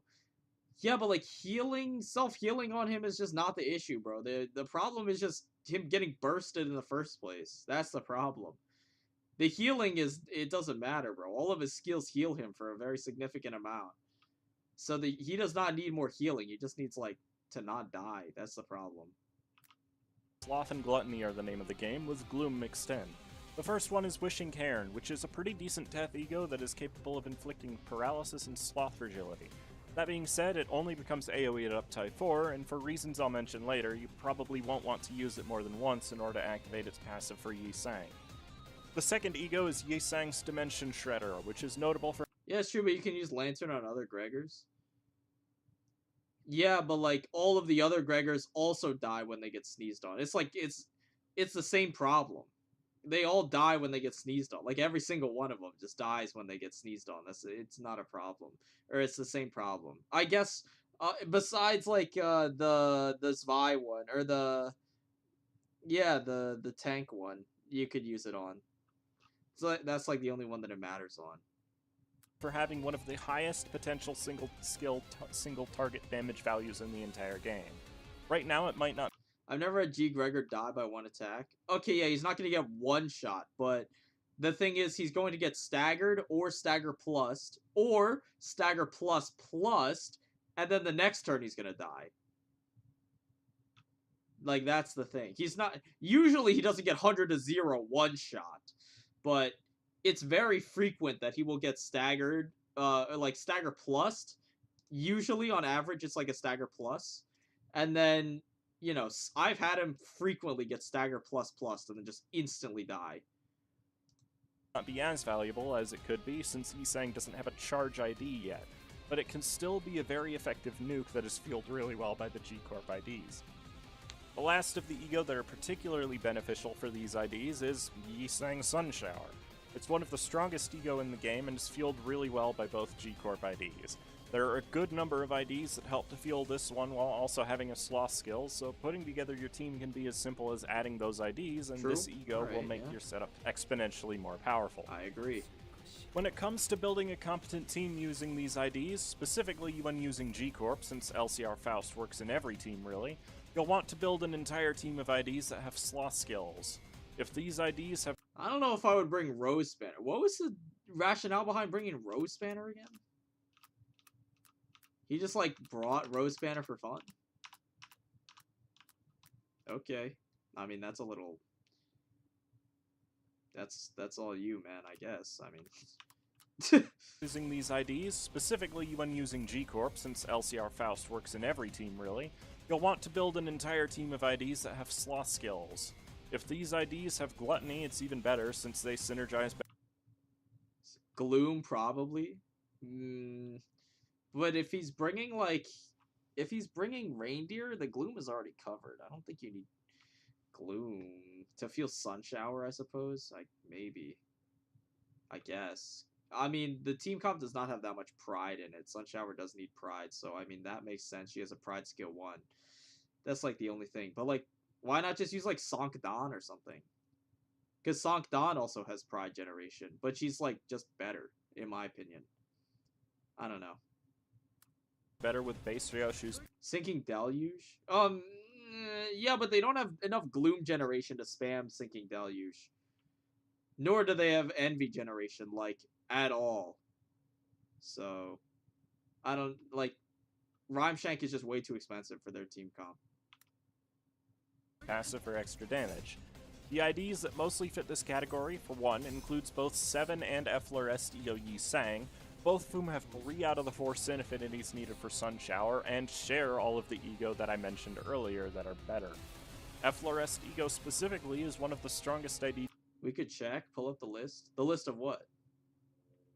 I already know, like, every ID skills. I just, like, have them I have like most of them memorized.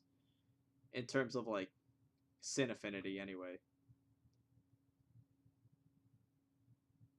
What would I be pulling up? Needs to pair with these due to The next tab? Yeah, but for what? Like what am I looking up over here? What do I need to be looking up?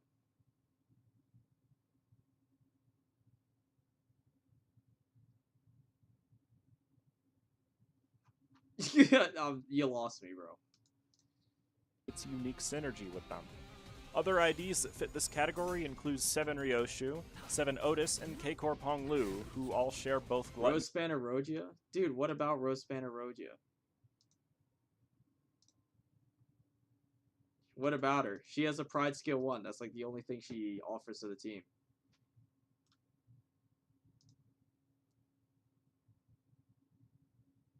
Like, at that point, just use like Sonk Dawn or something. I guess she only has like a skill 3 that's Pride, but like her evade is also Pride. So you can just throw it out there. It's not that bad. I think it's better anyway. Or even base Otis could be decent, to be honest. Probably worse than skills for Rose Banner at that point. But 7 Otis is also notable for having a I think Sonk Dawn is just a better ID than Rose Banner generally. Anyway. Lust skill for her 3rd, which helps to fuel her own Ebony Stem, though it will be taking resources from Sun Nah, okay, yeah, you're not using Ebony Stem with this team comp. You just can't. Shower. Isn't it because she feels Rhyme Shank? But Rhyme Shank is too expensive to use in the team comp anyway. Like if you're overclocking it, obviously. Like that's what I'm imagining. Like if you're overclocking Rhyme Shank. Overclocking Rhyme Shank is way too expensive for this team comp. You need more Gloom generation and Envy generation. Like, what Envy generation do you have in this team comp, right? You have Rose Spanner skill 3, and that's it. Like, you're barely getting one Rhyme Shank ever in a fight anyway. Right? Like, you need to use 3 of these. And Rhyme Shank costs 3 Envy. Your only Envy generation is Roja. Oh, no, I guess you have Reindeer skill 2. Kind of. Yeah, okay, maybe you could use it. Still gonna be rough. Still gonna be, like, really rough, though. So it might be a You might get 1 in a long fight. Like, 1 overclocked Rhyme Shank in a long fight. There's just no way. bit expensive to I build still them don't both. think it's worth. I still don't think it's worth. Ting Tang Honglu is also a pretty strong partner for this team, since it provides gluttony while also fueling lust and envy, which would be needed for Fluid Sac if you wanted to run Faust as well. Other IDs that fit very well alongside these, while not necessarily being the best at fueling their ego, are Rabbit Heathcliff, Reindeer Ishmael, Rose Spanner Rodia, and Sync Don Quixote. The best support passives for this team are going to be the ones that Sync give benefits Don. based on gluttony and Yikes. sloth skills. Does he know? The most notable one in this case is Base Ryoshu, since she gives a pretty good damage boost to one of your allies.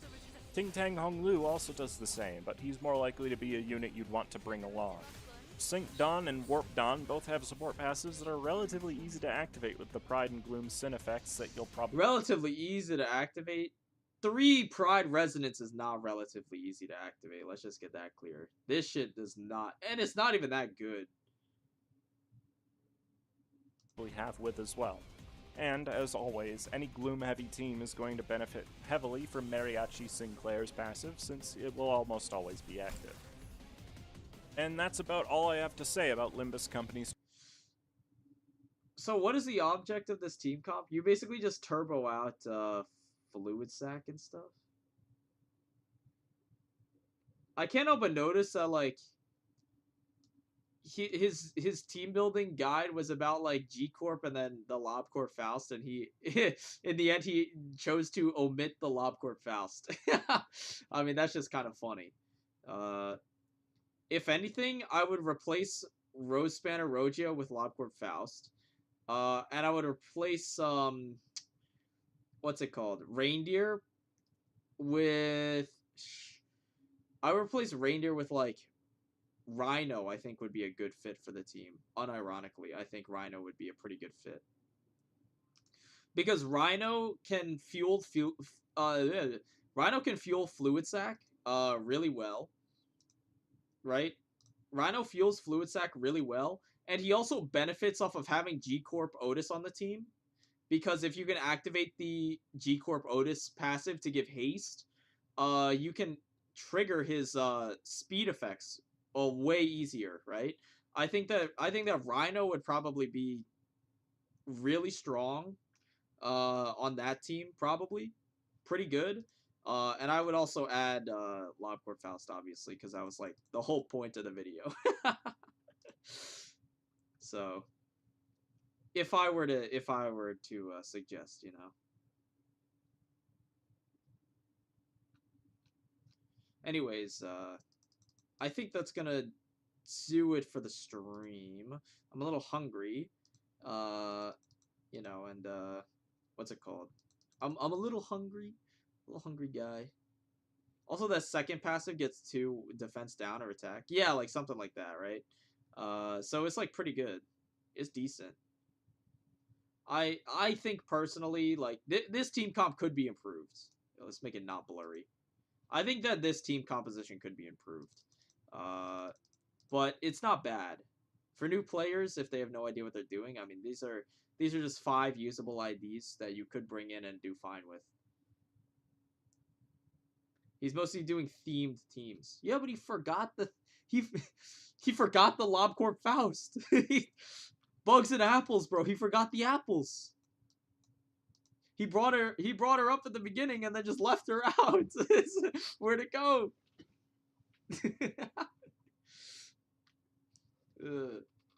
Anyways, yeah.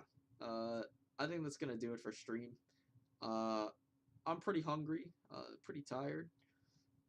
So, you know, until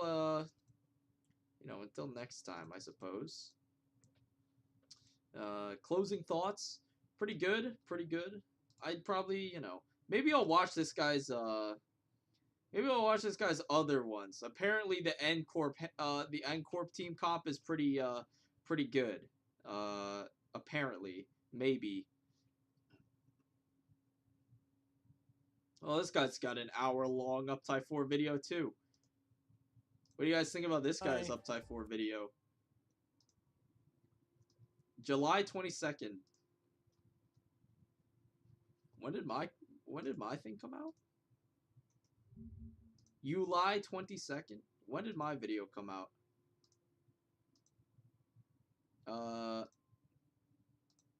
Because I know this came out like day of. July 20th. So he did not have much prep time for this either. Probably 2 days of editing. I'd imagine. It's me. Did he do a tier list? Did I just see that? Company. He did do a tier list. Let's see. Bro, he copied my format. He copied my format. What the heck? ID actively becomes worse. Oh yeah, okay. Do a little run through here. No or few meaningful bonuses. Really? C-section Heathcliff? Few or no meaningful bonuses? Nah. This guy gets an insane bonus. Dude, his skill 3 becomes AoE, bro. I mean, it doesn't make him, like, insanely good or anything. Like, he's still just fine. But, like, dude, what the fuck, man? That's crazy. But still isn't useful?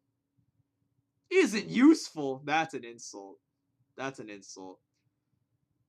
Dude, what the fuck is, like, nah, bro. Okay, this is why you need 2 tier lists. This is why my video is the best one. Because I have 2 tier lists to separate these. So now the ranking is not scuffed. Because this is the problem with tier lists, bro. They're way too simplified. Like, they don't tell you enough. Like, I don't know, like, why the hell is she section down here, bro? Did he timestamp the video? He didn't timestamp the video.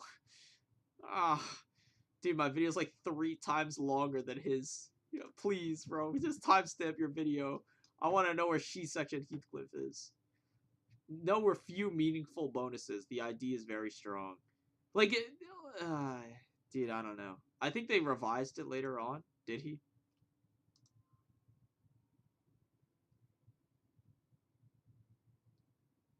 I don't think he did.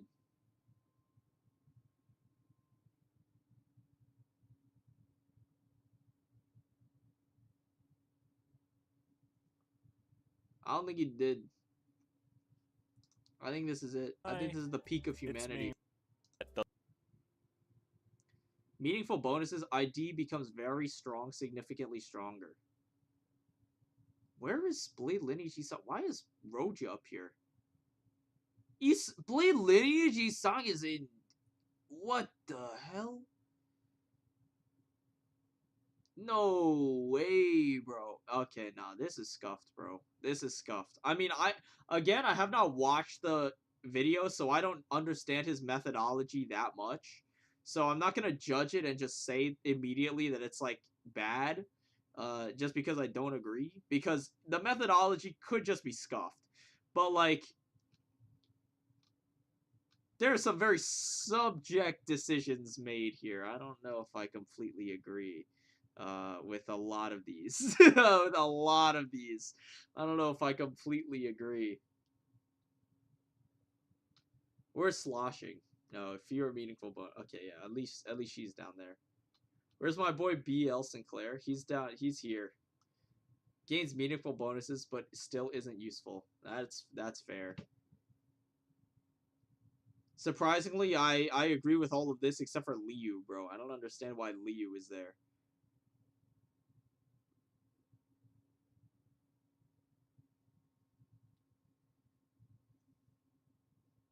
Like, I don't know. Some of these some of these choices are just, like, odd. It's very odd.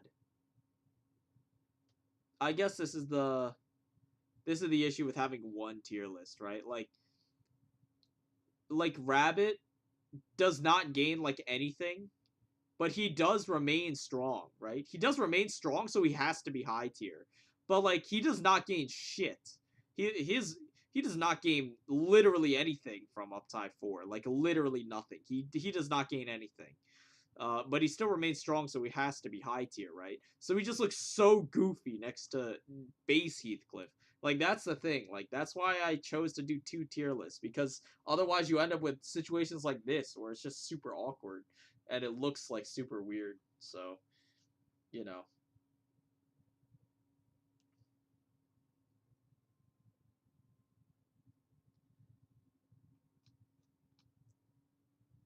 He might just smuggle in 3 more bullets.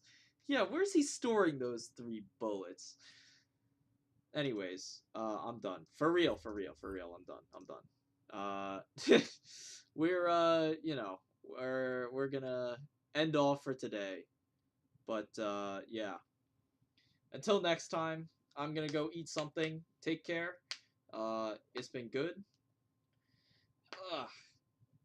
But, I'm glad you were able to tune in for the stream.